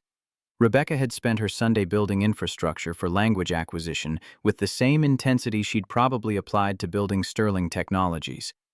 Sophia noticed immediately, her face cycling through surprise and delight and something deeper recognition that her mother was serious about learning instead of just pacifying. They spent Monday morning preparing for School 43 intake. Marcus taught Sophia signs for classroom vocabulary, teacher, student desk book, pencil, bathroom recess. Rebecca joined them during her lunch break, practicing alongside her daughter, stumbling through hand positions while Sophia corrected her with patient authority that reversed their usual dynamic. The intake appointment was scheduled for 3 p.m. Rebecca left work early, apparently shocking her entire executive team, and met them at School 43 in Broad Ripple. The building was older Indianapolis construction brick and wood that predated modern architectural trends, surrounded by playground equipment worn smooth by generations of children. Principal Sarah Martinez greeted them in a lobby decorated with student artwork and multilingual welcome signs. She was maybe 50, Latina, with the particular warmth of educators who'd survived decades of public school administration without becoming cynical. "You must be Sophia," she signed while speaking, hands moving fluently. "I'm Principal Martinez. Emma Sullivan is so excited that you're joining her class." Sophia signed a response that Marcus caught. "Really, really. She hasn't stopped talking about you since Saturday." They toured the integrated classroom, 20 students, half deaf and half hearing, 2 teachers working in tandem with both spoken English and ASL. Kids moved fluidly between communication modes, some signing, some speaking, some doing both simultaneously. The environment normalized Sophia's silence instead of pathologizing it. Emma spotted them through the classroom windows and waved enthusiastically. Sophia waved back, signing "friend" to Marcus with an expression that needed no interpretation. Rebecca watched the classroom with visible emotion she was fighting to contain. Principal Martinez noticed. "It's different from what you expected. I spent 18 months trying to make her speak. I never considered that maybe she didn't need to." Some children process trauma by retreating into themselves. For Sophia, silence became safety. This classroom doesn't require her to abandon that safety, it just gives her more tools to communicate from within it. The enrollment paperwork took 20 minutes. Rebecca signed forms authorizing everything from field trips to emergency medical care, her hand moving across documents with practiced efficiency. When she reached the section about special accommodations, she paused. She doesn't need accommodations. She needs acceptance. Principal Martinez smiled. Then that's what we'll provide. Sophia started Tuesday. Marcus picked her up at 7:30, drove her to School 43, and watched her walk into the building, holding Emma's hand like they'd been friends for years instead of days. Rebecca was in meetings but texted throughout the morning. "Is she okay? Has the teacher reported anything?" "Should I call Marcus?" responded with patience he hadn't known he possessed. "She's fine. Learning. Let her have this without monitoring." Around 11, his phone rang. Not a text, an actual call from Rebecca Sterling. "There's a board meeting Thursday. Thomas Whitmore is raising concerns about our arrangement." "What kind of concerns?" "The kind that suggest unmarried men shouldn't have unsupervised access to children. The kind that question my judgment in hiring someone without proper credentials. The kind that threaten to become liability issues if I don't address them appropriately." Marcus felt cold settle into his chest despite October warmth streaming through his truck windows. "What are you going to do?" "Exactly what I should have done 18 months ago. Tell them my daughter's well-being matters more than their comfort with my parenting decisions." Her voice carried steel underneath uncertainty. "But I wanted you to know it's coming. Thomas has influence. He was my father's business partner. Some board members listen to him more than they listen to me. Do I need to do anything? Just keep being what Sophia needs. I'll handle the board." They hung up with the conversation feeling incomplete, too many variables unaccounted for, too many ways this could collapse. Marcus drove to School 43 at 2:30, arriving early to watch dismissal through the fence line. Sophia emerged with Emma, both girls signing rapidly while other students called farewells in both English and ASL. She looked like she belonged, like she'd found her people in a classroom that understood her language. That night, Rebecca came to Marcus's apartment instead of summoning him to Meridian Hills, a reversal that surprised him when she texted asking for his address. She arrived at 8, carrying a tablet loaded with vocabulary apps and a desperation that suggested she'd spent the afternoon preparing for warfare. "Teach me more. Everything you know. I need to be fluent enough that no one can question my understanding of my daughter's needs." They worked until midnight, Marcus pushing her through increasingly complex signs and grammatical structures. Rebecca absorbed it with the intensity of someone cramming for an exam where failure meant losing everything. Her hands grew surer faster, more expressive. She was learning not just vocabulary, but the rhythms of visual language, the way direction and speed and facial expression modified meaning. How's Sophia at school? Happy. Actually happy. She came home Tuesday and signed for an hour straight about everything she learned. I understood maybe 60%. Rebecca's hands moved through the sign for understand with increasing confidence. But that 60% was more than I'd gotten in 18 months of forced speech therapy. Wednesday passed in tense anticipation of Thursday's board meeting. Rebecca texted Marcus updates throughout the day, Thomas gathering support, other board members expressing concerns, Dr. Morrison preparing professional testimony about attachment disorders and appropriate therapeutic boundaries. They're building a case to terminate your employment. Let them try. Sophia needs this. I know, but they have power I'm not sure I can override. Thursday morning, Marcus drove Sophia to school, watching her disappear into a building where she belonged, then sat in his truck trying to figure out what came next if Rebecca's board forced his termination. He'd survived Lily's death. He'd rebuilt some semblance of functional existence. He'd found purpose in teaching another little girl the language his daughter had taught him. Losing that would hurt in ways he hadn't expected when he'd signed Rebecca's 17-page contract 6 days ago. His phone rang at 10 a.m., Rebecca's name on the screen. They voted 6-4 that you need supervised visits only or immediate termination. I vetoed as CEO, but Thomas is putting it in the minutes for next month's shareholder meeting. He's claiming I'm letting maternal guilt cloud my judgment. Marcus heard the strain in her voice, exhaustion and anger and fear mixing into something close to breaking. What do you need from me? I need you to trust me. Can you do that? Yes. Good. Keep doing exactly what you're doing with Sophia. I'll handle the board. She hung up before he could respond. Marcus sat in his truck outside School 43 and wondered what Rebecca Sterling planned to do against board members who'd known her since childhood, who'd worked with her father, who'd watched her build Sterling Technologies, and probably assumed they could control her through institutional pressure. He picked up Sophia at 2:30. She signed questions about why he looked worried. He deflected, redirecting to her day at school. She accepted the evasion but kept watching him with the particular awareness children develop when adults try to hide problems. That evening, Rebecca texted, tomorrow night, 8 p.m. private meeting. Just us. I need to tell you something. The message carried weight Marcus couldn't decode.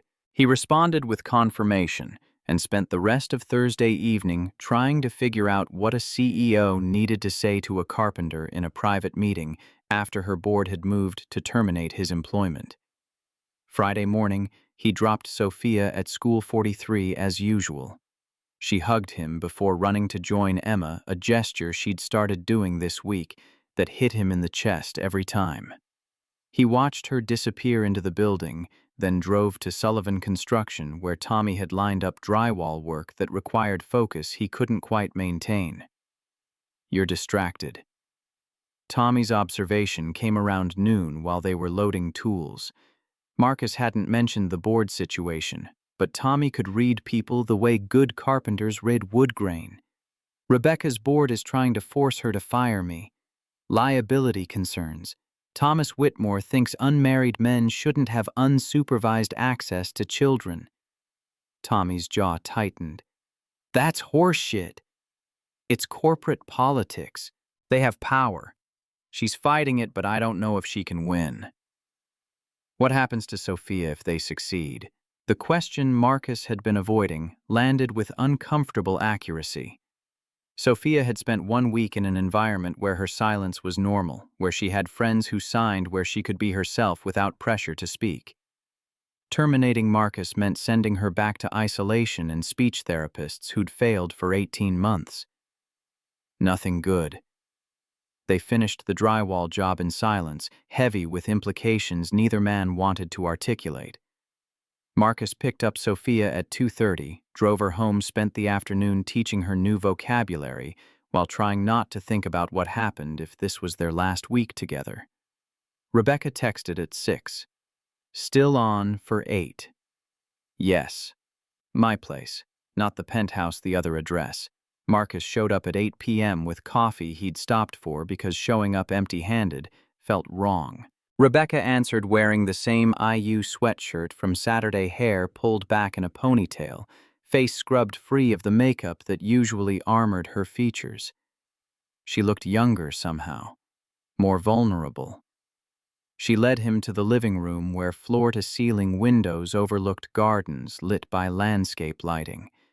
But instead of sitting, she stayed standing, arms crossed, building towards something she was struggling to say. I'm resigning. The words hit Marcus like a truck running a red light. What? Not completely. Stepping down from CEO to board advisory role. 3 days a week instead of 7. Linda Chen is taking over as acting CEO. She's been COO for 6 years and she's ready. The board approved it this afternoon. Rebecca's voice stayed steady despite delivering information that clearly terrified her. Thomas pushed for your termination. I gave them my resignation as CEO instead. Told them if they wanted to protect the company from my supposedly compromised judgment, they could remove me from daily operations. Marcus stared at her. You quit your job because your board wanted to fire me. I stepped back from a position that was preventing me from being the mother my daughter needs. There's a difference. Rebecca, I've spent 2 years building quarterly projections while my daughter retreated into silence. I've prioritized shareholder value over learning sign language. I've let a company my father started dictate how I parent. She took a breath that shook slightly. Thomas was right about one thing: my judgment was compromised, but not the way he thought. My judgment was compromised by thinking my daughter needed to fit the world instead of finding a world that fit her. Marcus didn't know what to say. This woman had just restructured her entire professional life rather than let her board force decisions about her daughter's care. What about Sterling Technologies? It'll survive without me running daily operations. Turns out companies are remarkably resilient when you promote competent people. Her mouth twisted into something between smile and grimace. Linda's already implementing changes I was too afraid to try. Flexible work policies, better parental leave, actual work-life balance. Maybe stepping back was overdue. She finally sat down, gesturing for Marcus to join her. I called you here because I wanted you to know before it becomes public Monday. And because I wanted to say thank you, not as your employer, but as Sophia's mother. You gave me my daughter back. That's worth more than any job title. Marcus absorbed this information while autumn wind rattled windows overlooking gardens where landscape lighting cast shadows that moved like living things. You didn't have to quit for me. I didn't quit for you. I stepped back for Sophia. You were just the person who showed me that was possible. They sat in silence that felt different from the quiet that had filled this room. Before less tense, somehow more settled, Rebecca reached for the coffee he'd brought, taking a sip before making a face. This is terrible coffee. It's Fountain Square coffee. We don't have time for foam art. She laughed, actual laughter that sounded rusty from disuse but genuine. For just a moment, she looked like someone who might remember how to be happy instead of just successful. Show me more signs. I want to practice. They worked through advanced vocabulary until midnight, Marcus pushing her through grammatical structures that required thinking in spatial dimensions instead of linear progression. Rebecca struggled with some concepts but attacked them with determination that suggested she'd apply the same intensity to learning ASL that she'd previously applied to quarterly projections. Around 11:30, her phone buzzed. She glanced at it, then turned the screen toward Marcus. Text from an unknown number. You'll regret this. Thomas Rebecca deleted it without responding. He's not happy. He's never happy. That's his natural state. She set the phone down. But he doesn't control my life anymore. The board accepted my resignation. Linda takes over Monday. Thomas can complain to shareholders if he wants, but the transition is done. Marcus thought about corporate politics and power dynamics and the particular courage required to walk away from positions you'd spent 15 years building. Are you scared? Rebecca's hands paused mid-sign. She looked at him with eyes that had lost their executive precision. Terrified. I've been CEO since I was 27. I don't know who I am without that title. Her voice dropped to near whisper. But I know who Sophia is now, and that matters more than my identity crisis. They finished the lesson around 12:30. Marcus gathered his things while Rebecca walked him to the door, moving with exhaustion that suggested she'd been running on adrenaline for days. Same time tomorrow, Sophia will want to show you what she learned this week at school. I'll be there. She hesitated at the door hand on the frame, something unspoken hanging between them. Marcus, when you said this arrangement was temporary, that you'd leave once Sophia and I could communicate, did you mean that? The question caught him off guard. He'd thrown that boundary up as protection against getting too attached, against letting another child into the space Lily still occupied. But Sophia had bypassed his defenses with the same efficiency she'd bypassed 18 months of speech therapy. I meant it when I said it. I'm less sure now. Rebecca nodded, slowly processing this admission. Good. Because I think we're going to need you longer than 3 months. She closed the door before he could respond. Marcus drove back to Fountain Square, thinking about temporary arrangements that were becoming permanent, about jobs that transformed into something deeper than employment contracts could define, about the ways helping other people heal started healing yourself. His phone buzzed as he was parking. Text from Rebecca. Thank you for tonight, and for everything. Sleep well. He stared at the message longer than necessary before responding. You too. See you tomorrow. Inside his apartment, Tommy's inevitable beer waited on the counter with a note. Kelly says you're doing good work. Keep it up.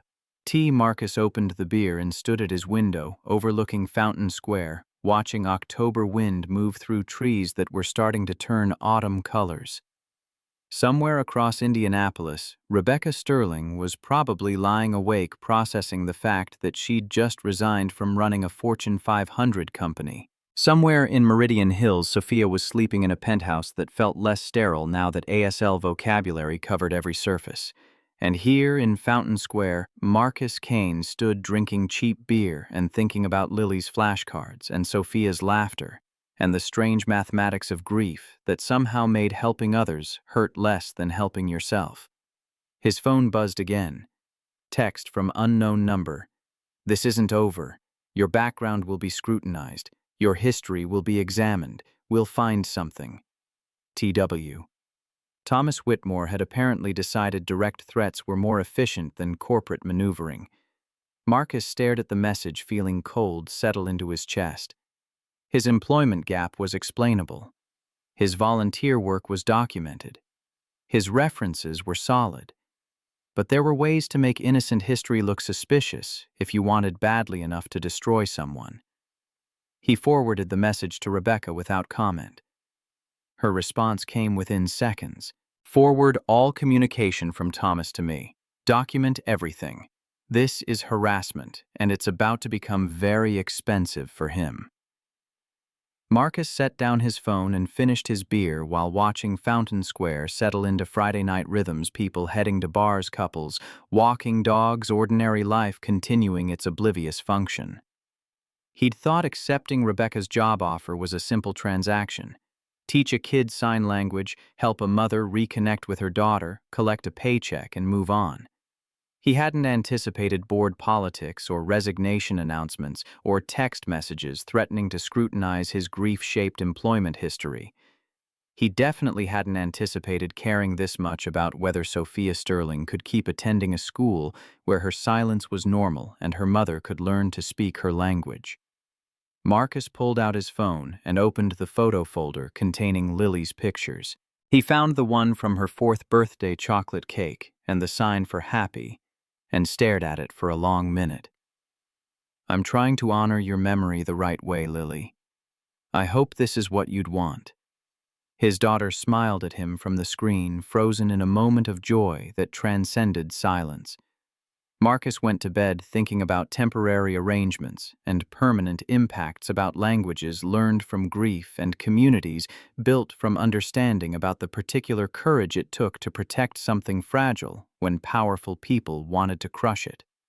Tomorrow he'd pick up Sophia and take her to school where she belonged. Tomorrow he'd continue teaching her and Rebecca the language Lily had taught him. Tomorrow he'd face whatever Thomas Whitmore planned to throw at him with the same stubborn determination that had kept him functional after his daughter died. But tonight, alone in his Fountain Square apartment with October wind rattling windows, Marcus Kane let himself imagine a future where Sophia thrived and Rebecca healed, and maybe, just maybe, he figured out how to live instead of just surviving. Outside his window, Indianapolis continued its uneven march through autumn. Inside his chest, something that had been frozen for 2 years continued its tentative thaw. The grief remained. It would always remain. But maybe Tommy was right about grief making you useful instead of useless. Maybe helping Sophia find her voice was exactly what honoring Lily's memory looked like. Maybe there was more than one way to keep loving someone after they were gone. His phone buzzed one final time. Text from Rebecca. "I meant what I said earlier. We need you. Both of us. Please don't let Thomas scare you away." Marcus typed and deleted 3 responses before settling on truth. "I'm not going anywhere." He sent it and turned off his phone, climbing into bed while Fountain Square settled into night sounds and distant sirens and the particular quiet of cities that never completely sleep. Tomorrow would bring whatever Thomas Whitmore planned. Tomorrow would test whether Rebecca's resignation gave her enough freedom to protect the arrangement they'd built. Tomorrow would determine if 1 week of progress could survive institutional pressure to destroy it. But tonight, Marcus Kane fell asleep thinking about small hands forming big meanings, about mothers learning daughters' languages, about grief transformed into purpose instead of paralysis. And for the first time in 2 years, he dreamed of Lily smiling instead of dying. Progress measured in silence. Hope carried in gestures. Family built from understanding instead of blood. Outside his window, October wind whispered through Indianapolis neighborhoods where wealth and poverty existed in uncomfortable proximity. Inside his chest, Marcus's heart beat steady rhythms that suggested maybe possibly he was learning to live again. The story wasn't finished. The threats weren't neutralized. The future remained uncertain. But for one Friday night in Fountain Square, that was enough. Thomas Whitmore's anonymous complaint arrived via registered mail on Monday morning, while Marcus was driving Sophia to School 43. The envelope bore a law firm's return address, Blackwell & Associates, downtown Indianapolis, the kind of attorneys who charged hourly rates that could finance small cars. Inside, formal allegations of inappropriate conduct with a minor, vague enough to avoid defamation charges, but specific enough to trigger mandatory investigation protocols. Rebecca called at 8:15, voice tight with controlled fury. "HR received the same document. Company policy requires immediate suspension pending full investigation. I can't override it without exposing Sterling Technologies to liability claims." A pause. "I'm sorry, Marcus. This is Thomas weaponizing bureaucracy." Marcus pulled into the School 43 parking lot, watching Sophia and Emma disappear into a building where his presence was about to become illegal, pending investigation outcomes. "How long?" 72 hours minimum for preliminary review. Longer if they find anything requiring deeper examination. They won't find anything. I know. But Thomas doesn't need truth.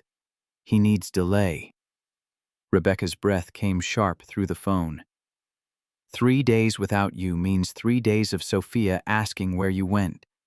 3 days of her thinking another person abandoned her. Marcus thought about a 6-year-old who'd watched her father die and then spent 2 years learning that silence protected better than speech. 3 days might undo a week of progress built on trust that adults showed up when they promised. Can you explain it to her? In signs. I'll try. But Marcus, Rebecca's voice cracked slightly. She's going to think you left. The call ended with nothing resolved and everything at stake. Marcus drove to Sullivan Construction, where Tommy took one look at his face and sent the crew home early. Anonymous complaint. Thomas Whitmore hired lawyers, formal allegations, mandatory suspension while HR investigates. Tommy's jaw tightened hard enough that Marcus heard teeth grinding. What do you need? Character witnesses. Documentation of my volunteer work at Riverside. Anything that shows I'm not the predator Thomas is implying. I'll call everyone, Kelly too. Half of Beech Grove will testify for you if needed. But testimony took time, and investigations followed protocols designed to protect institutions rather than individuals.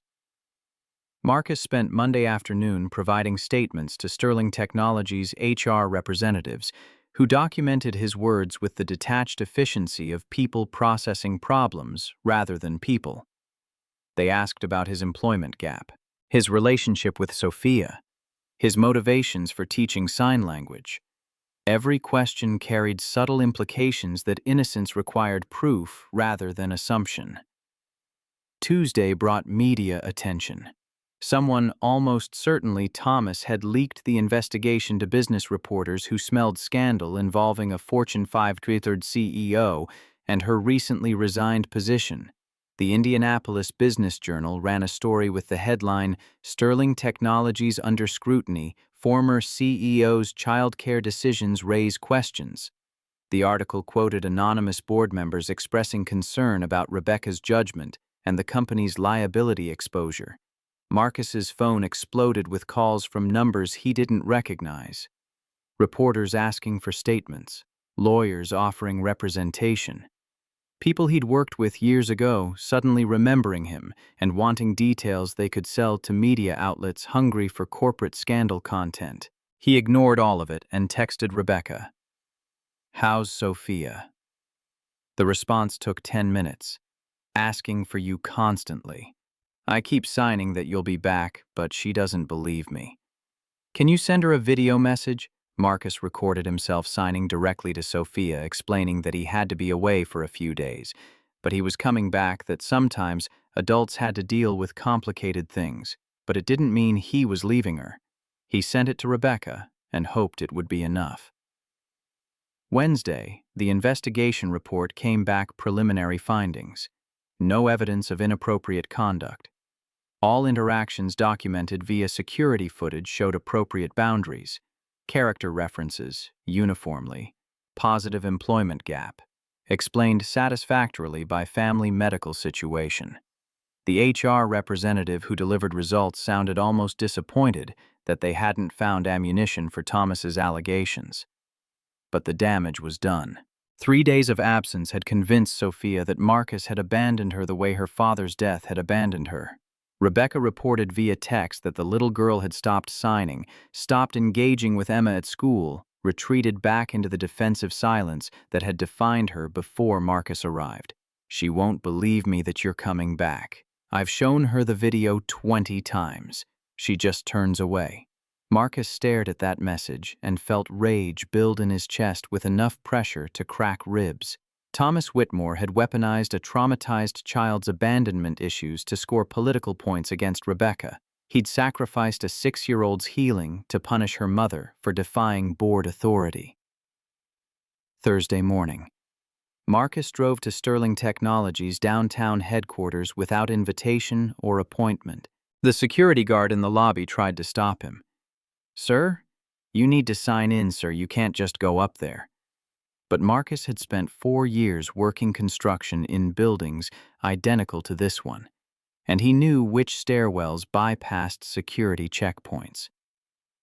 He took the stairs to 52, emerging into the executive floor, where Grace Chen looked up from her desk with an expression that cycled through surprise and concern before settling on determination. "She's in a meeting with the board. They're deciding whether to pursue formal termination proceedings against you despite the investigation clearing you." "I need 5 minutes with Thomas Whitmore." Grace's eyebrows climbed. "That's a terrible idea." "Probably. Where is he?" She studied Marcus for a long moment, then made a decision that would likely cost her job. "Conference room B. Third door on the left. I didn't see you come up here." Thomas Whitmore sat alone in a glass-walled conference room, reviewing documents, with the satisfied expression of someone winning a game he'd rigged. He looked up when Marcus entered, without knocking, his face cycling through surprise and disdain. "You're not supposed to be in this building." Marcus closed the door behind him and stayed standing, because sitting would require more self-control than he currently possessed. "You weaponized a traumatized child to hurt Rebecca. You filed false allegations knowing they'd be disproven, but calculating that the investigation process would do enough damage to serve your purposes." Thomas set down his documents with deliberate care. "I have concerns about proper child care protocols and liability exposure. Those concerns are legitimate, regardless of investigation outcomes. Your concerns are about control. Rebecca defied you by resigning instead of firing me. So you manufactured a scandal to punish her through her daughter." Something shifted in Thomas's expression, a flicker of anger breaking through patrician composure. "Rebecca's judgment has been compromised since James died. She's let maternal guilt override her fiduciary responsibilities to shareholders. Someone needs to protect Sterling Technologies from her emotional decisions." Sterling Technologies is thriving under Linda Chen. Revenue projections are up. Employee satisfaction metrics improved. The company doesn't need protection from Rebecca. It needed protection from board members who confused control with leadership. Thomas stood, drawing himself up to full height despite being 3 inches shorter than Marcus. "You're a carpenter with delusions of relevance. You have no credentials, no expertise, no standing to judge my decisions. You're exactly the kind of liability I warned Rebecca about: unqualified individuals gaining inappropriate influence over vulnerable situations." Marcus felt something cold and precise settle into his chest. The rage burned away, leaving behind clarity sharp enough to cut. "You're right. I'm a carpenter. I build things. And I built something with Sophia that you're trying to destroy because it threatens your authority." He leaned forward slightly. "But here's what you didn't calculate, Thomas. Rebecca doesn't need Sterling Technologies anymore. She has resources and connections independent of this company. And she has documentation of every communication you've sent, including the text messages threatening to scrutinize my background and the anonymous tip you sent to media outlets about the investigation." Thomas's face went pale. "You can't prove—" "Grace Chen can. She's been documenting your communications for 6 months because she knew eventually you'd overstep. And harassment of a former CEO using company resources constitutes grounds for removal under Sterling Technologies bylaws. Which I know because Rebecca emailed me the relevant sections last night." Marcus straightened and moved toward the door. Before leaving, he delivered the line he'd been constructing since Tuesday. "You forgot that people who build things understand foundations, and you just discovered yours are rotten." He left Thomas frozen in his conference room and took the stairs back down to ground level where his truck waited in visitor parking. His phone buzzed before he reached Fountain Square. "Text from Rebecca Grace said you were here. What did you do?" Showed Thomas his cards. "He's bluffing with nothing." Marcus. "He's dangerous when cornered." "Good. So am I." Friday morning, Rebecca called him at 6 a.m. The board is holding an emergency vote this afternoon. Thomas is pushing for your permanent termination and a formal public statement disavowing my childcare decisions. He's framing it as protecting the company from reputational damage.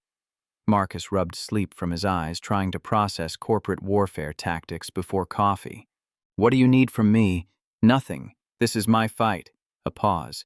But Marcus, whatever happens today, thank you for what you've given Sophia. And me. That matters regardless of how this board vote goes. The call ended before he could respond. Marcus spent Friday morning building furniture in his apartment because his hands needed something to do that wasn't punching walls. Around noon, Tommy showed up with sandwiches and news. Kelly talked to Principal Martinez. School 43 is offering to provide testimony about Sophia's progress if Rebecca needs it for legal proceedings. They've got documented evidence of developmental improvement, social integration, academic engagement, all metrics that show whatever you're doing is working. Marcus accepted a sandwich he couldn't taste. Thomas isn't interested in evidence. He's interested in winning. Then maybe it's time to change the game he's playing. The idea that formed in Marcus's mind was probably terrible. It definitely violated multiple clauses in his employment contract. But sitting in his apartment waiting for board votes felt like surrender, and Marcus had learned from Lily that sometimes you had to make noise instead of accepting silence. He texted Rebecca. Where's the board meeting? Sterling Technologies headquarters. Conference room A. Why? What time? 3 p.m. Marcus, what are you planning? Showing up. Testifying if they'll let me. Making them look at what they're trying to destroy. They won't allow you in the room. Then I'll stand outside it where they can see me through the glass walls. They can vote to terminate me while looking at my face. The response took 3 minutes. That's either brilliant or insane. Probably both. I'll text you if they agree to let you speak.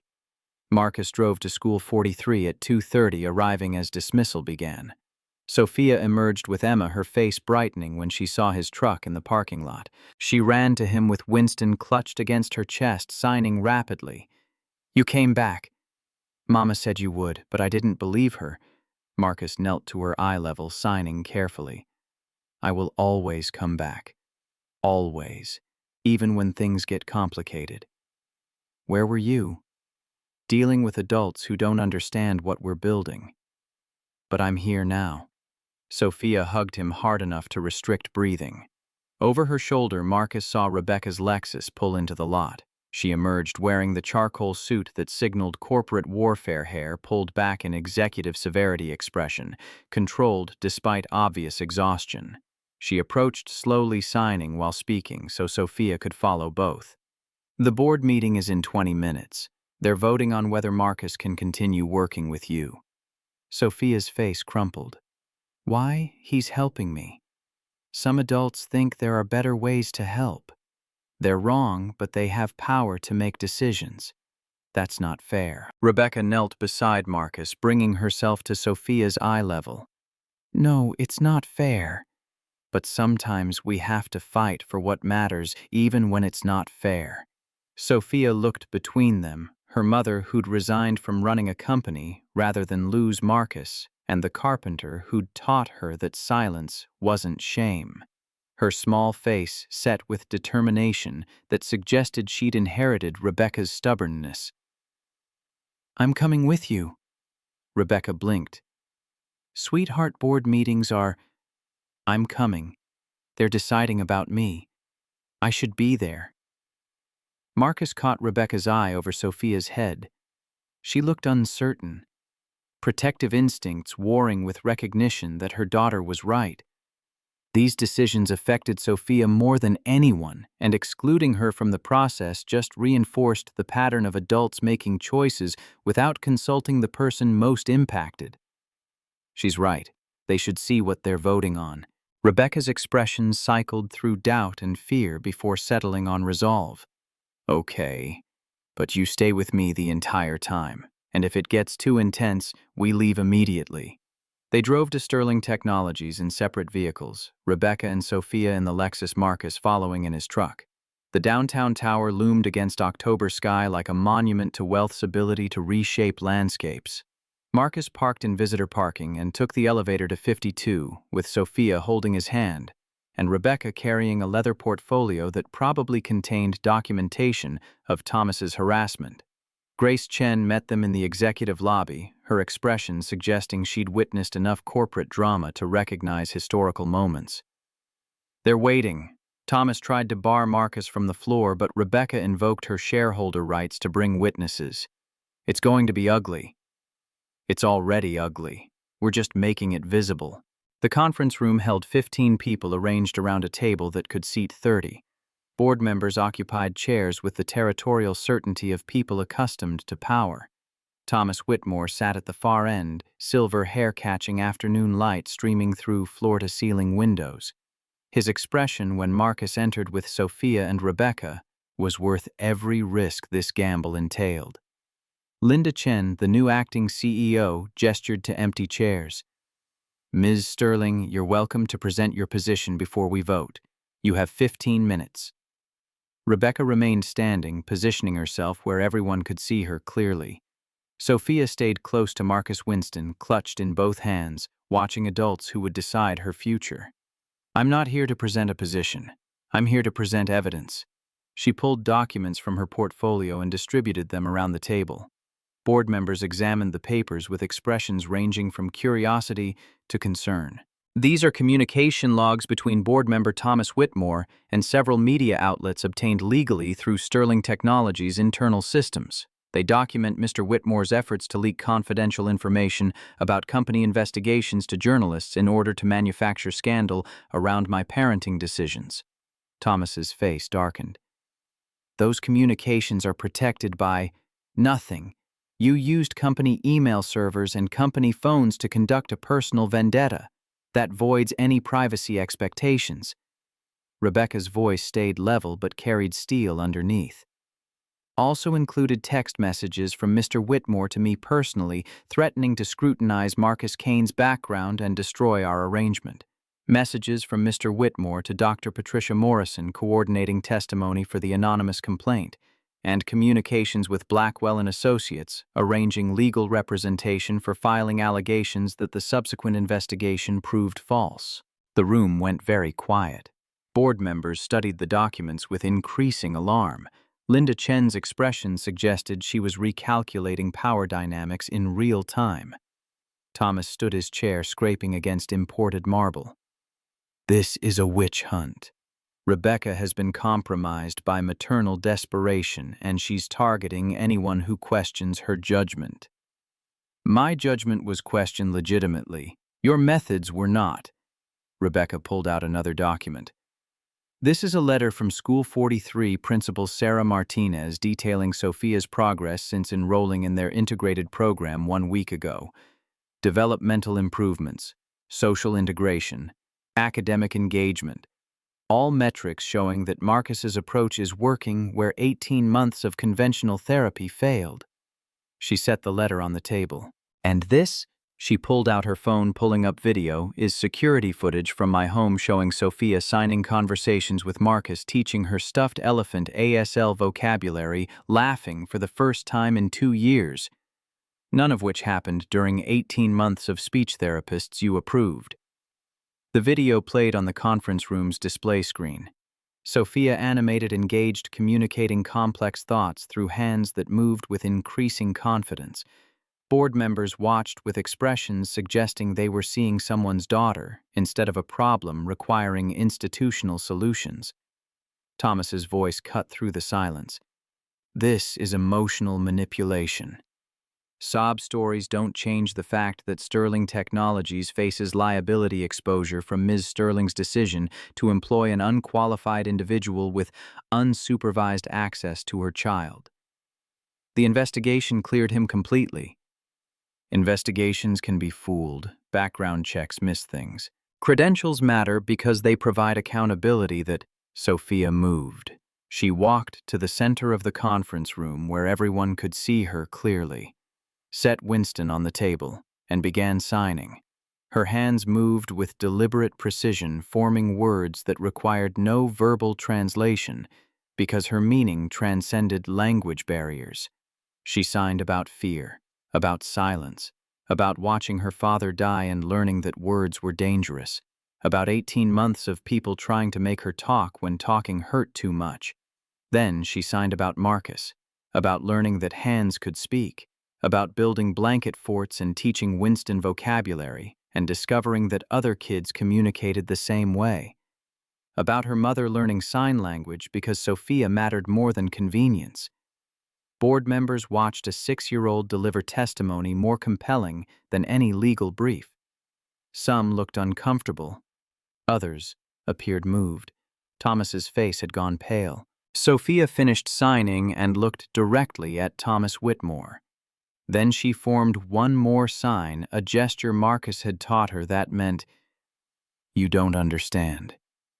Rebecca stepped forward, voice quiet but carrying to every corner of the room.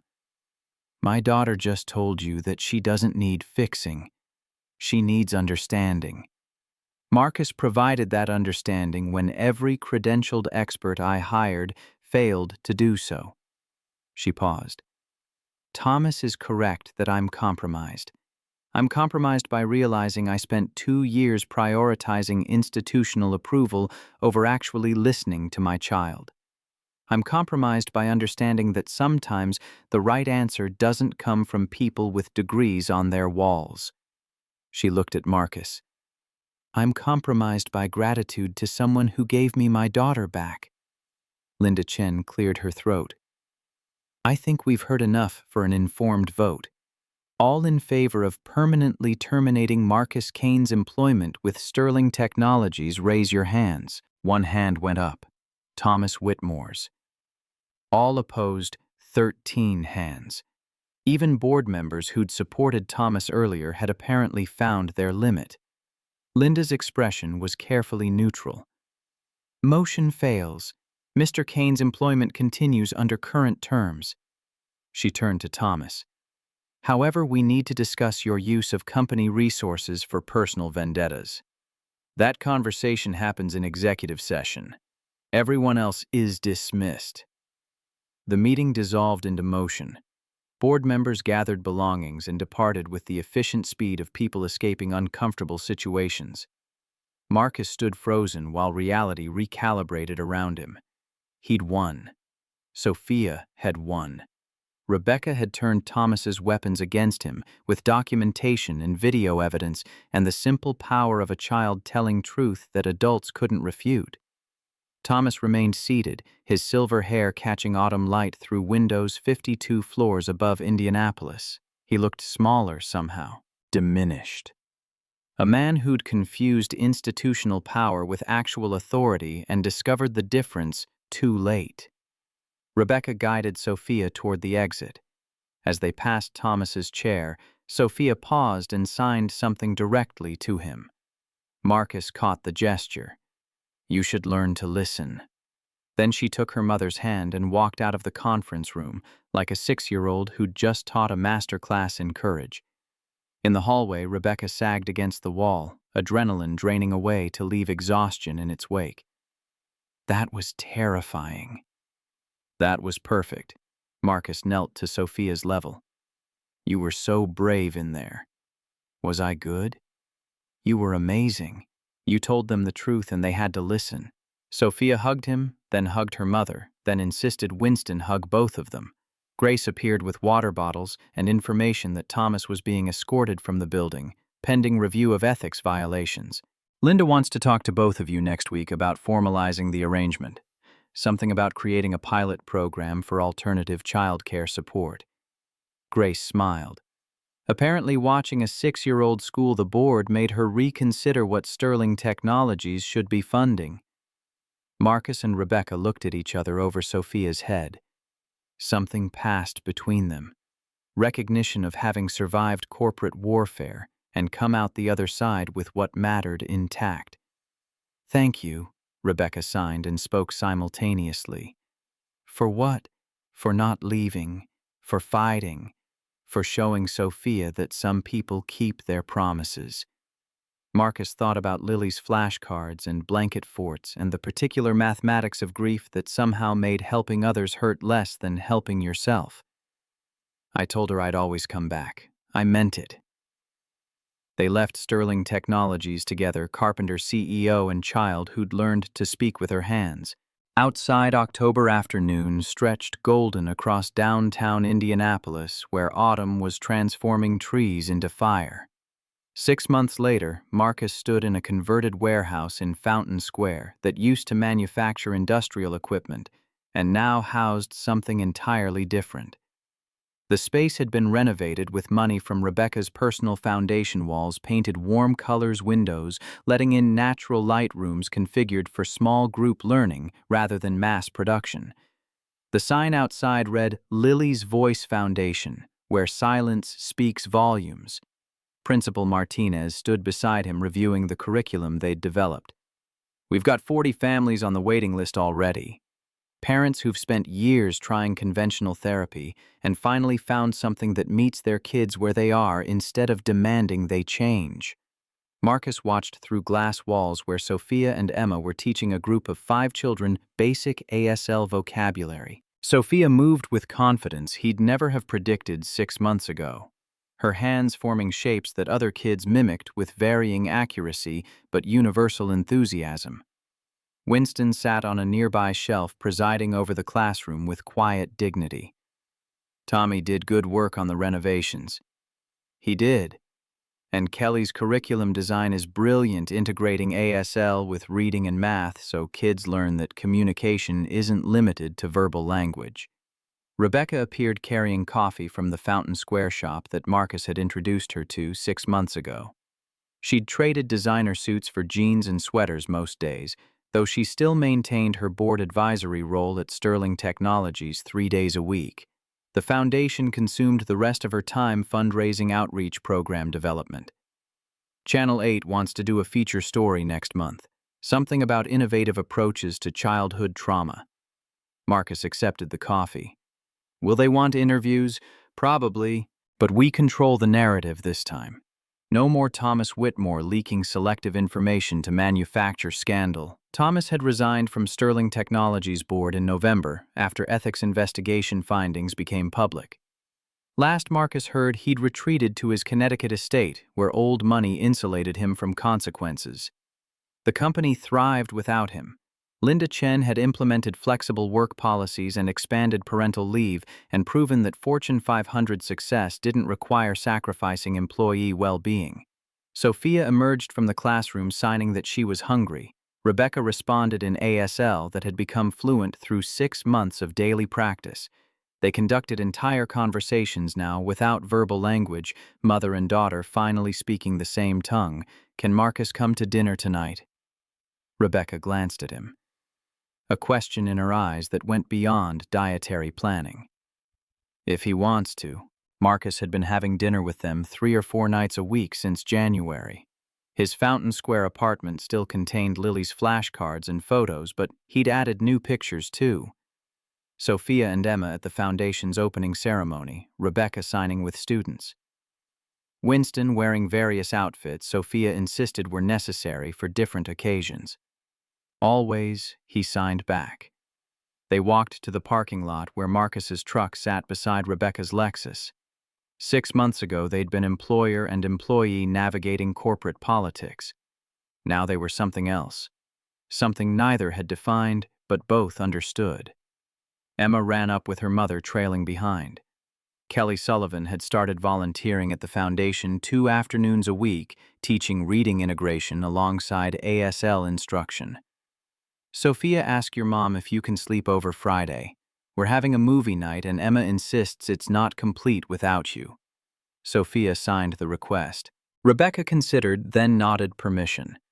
The girls celebrated with enthusiasm that required no translation. Tommy appeared from the foundation's back office where he'd been installing new cabinets. "Last one's up. We're officially done with renovations." Marcus surveyed the converted warehouse that had become something Lily would have loved, a place where deaf and hearing kids learned together, where sign language was normal instead of remedial, where silence was valued instead of pathologized. Dad would have liked this project. The words emerged unexpectedly. Marcus hadn't talked about his father in years, the Youngstown carpenter who'd taught him to listen to wood and to honor silence. But standing in this warehouse-turned-learning center, he felt his father's presence alongside Lily's. Tommy squeezed his shoulder. He'd be proud, building something that lasts longer than furniture. That night, Marcus and Rebecca sat on her condo's patio while Sophia slept inside exhausted from a day of teaching other kids her language. October had become April-autumn's cold replaced by spring warmth that made evening air soft enough to sit outside without jackets.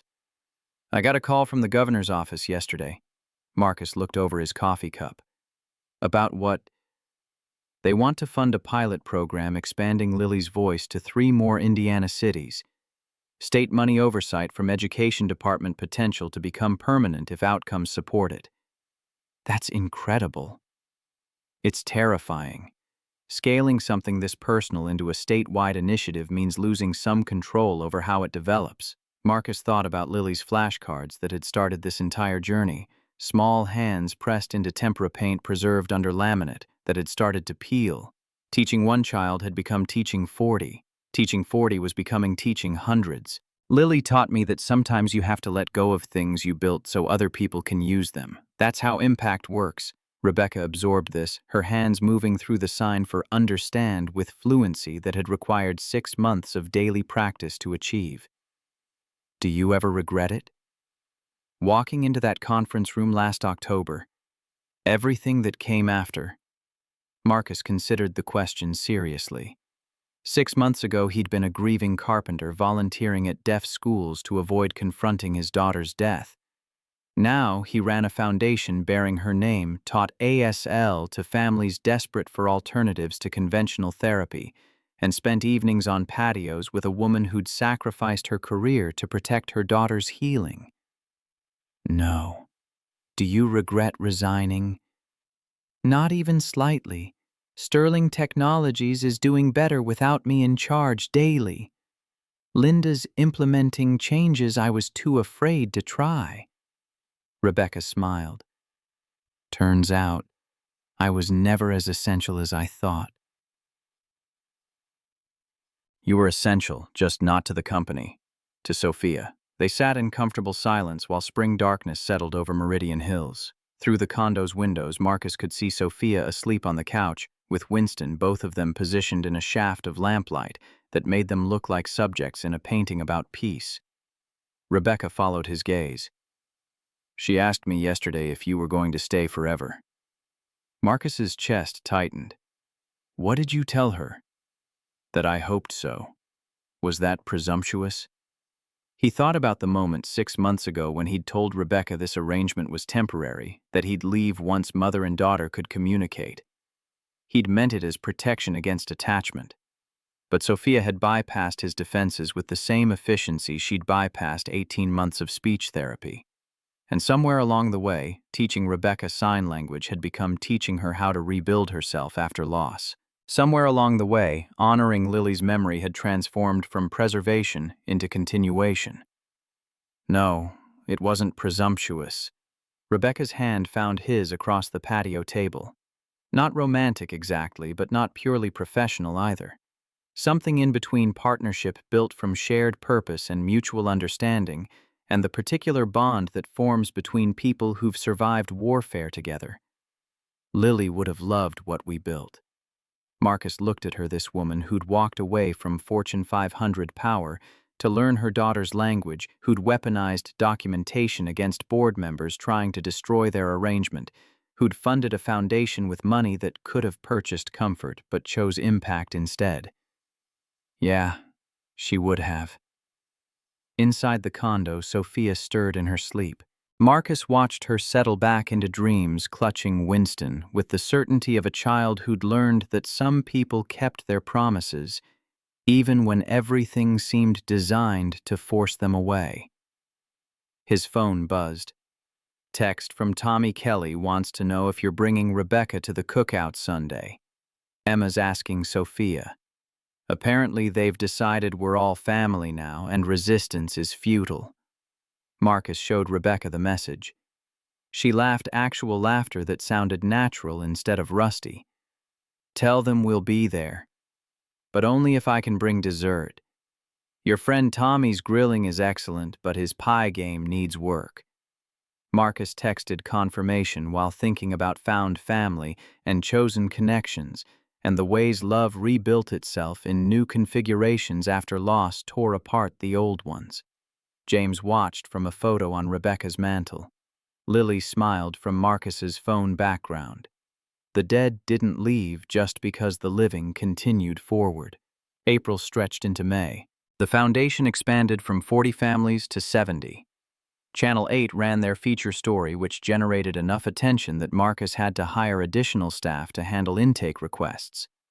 Sophia finished first grade at School 43 with academic marks that suggested she'd been thriving the entire time. She just needed a classroom that valued what she could do instead of focusing on what she couldn't. Tommy and Kelly's daughter Emma started helping teach younger kids at the foundation, developing the particular authority that comes from being slightly older and vastly more confident. The girls remained inseparable best friends who'd bonded over sign language before their parents figured out they were building something larger than friendship. One Saturday in June, Marcus brought a wooden box to the foundation's opening ceremony for their second location. Inside Lily's original flashcards, her handprints in tempera paint the artifacts he'd sealed after her funeral and opened again to teach Sophia. He mounted them in a glass display case in the lobby with a plaque that read, "In memory of Lily Kane, who taught us that silence speaks volumes and love requires no sound." Rebecca stood beside him while the case was unveiled. Her hand found his, no longer tentative, no longer questioning, just connection between people who'd learned to rebuild themselves through helping others heal. Sophia and Emma pressed their faces against the glass, examining Lily's handprints with reverence appropriate for sacred relics. "She was your daughter," Emma signed. "Yes, she taught you our language, she did. And now I'm teaching it to everyone else." Sophia looked up at him with dark eyes that missed nothing. "That's how you keep her alive. By sharing what she gave you." The observation landed with uncomfortable accuracy. Marcus nodded because speaking would require more voice control than he currently possessed. That evening, after the ceremony concluded and families departed, and the new location stood empty except for furniture and hope, Marcus sat alone in the classroom where Sophia had first taught other kids sign language. His phone held photos of Lily that he'd finally made peace with looking at regularly. Her 4th birthday. Her last Christmas. Her face in hospital beds and playgrounds, and ordinary moments that had seemed unremarkable until they became precious through retrospection. Rebecca found him there sitting in child-sized furniture designed for students a quarter his size. "You okay?" "Yeah. Just thinking about how weird it is that the worst thing that ever happened to me led to the best thing I've done." She sat beside him, their knees touching because the chairs forced proximity. Grief is strange mathematics. It doesn't erase itself. It just transforms into different shapes if you're willing to let it. Marcus thought about Thomas Whitmore's text from 6 months ago threatening to scrutinize his background and destroy their arrangement. About board meetings and anonymous complaints and institutional power deployed against individual connection. About a 6-year-old standing in a conference room signing truth that adults couldn't refute. We won. We survived. That's a different kind of winning. Through the windows, Indianapolis stretched across June twilight city lights beginning their nightly emergence like stars deciding to participate in terrestrial existence. Somewhere out there, 70 families were learning that communication transcended verbal language. Somewhere out there, children were discovering that silence wasn't shame. And here in Fountain Square, in a converted warehouse bearing his daughter's name, Marcus Kane finally understood what honoring Lily's memory actually meant. Not preservation, continuation. Not holding on to what was lost. Sharing what she'd given him. Not surviving, living. Rebecca leaned against his shoulder, with the comfortable weight of someone who'd earned the right to take up space in his grief. Outside the foundation's windows, summer darkness settled over neighborhoods where wealth and poverty existed in uncomfortable proximity. Inside this converted warehouse, wooden furniture bore Tommy's craftsmanship and Kelly's curriculum design, and Principal Martinez's educational expertise, and Rebecca's foundation funding, and Marcus's determination to transform loss into purpose. But underneath all of it, the floorboards and the pedagogy and the organizational structure lay Lily's handprints in tempera paint. Small hands that had taught her father to listen to silence. Small hands that had created a language Marcus now shared with hundreds of families, learning that love required no sound. His daughter was gone. That truth remained unchangeable. But her voice, the language she'd taught him through gesture and patience, and the particular courage of children who refused to let disability define them. Her voice spoke through every sign Marcus taught, every classroom he built, every family that discovered communication transcended words. Some legacies lived in monuments. Others lived in the quiet revolution of people learning to hear what silence said. Lily's legacy was both, and Marcus finally understood that he could honor her memory by living, instead of just surviving, by loving, instead of just remembering, by building, instead of just preserving. Rebecca's hand found his in the darkness. Sophia and Emma's laughter echoed from somewhere deeper in the foundation where they'd stayed late, playing games that required no verbal explanation. And for the first time since his daughter died, Marcus Kane allowed himself to imagine a future where grief coexisted with joy, where loss transformed into purpose, where memory became movement instead of paralysis. Outside Indianapolis continued its uneven march through summer. Inside Lily's Voice Foundation, silence spoke volumes about hope and healing and the particular courage required to keep building after everything collapses. The story wasn't finished. It never would be. But tonight, surrounded by wooden furniture and signed languages and found family built from shared understanding, Marcus Kane allowed himself to believe that maybe the best chapters were still being written, one small hand at a time.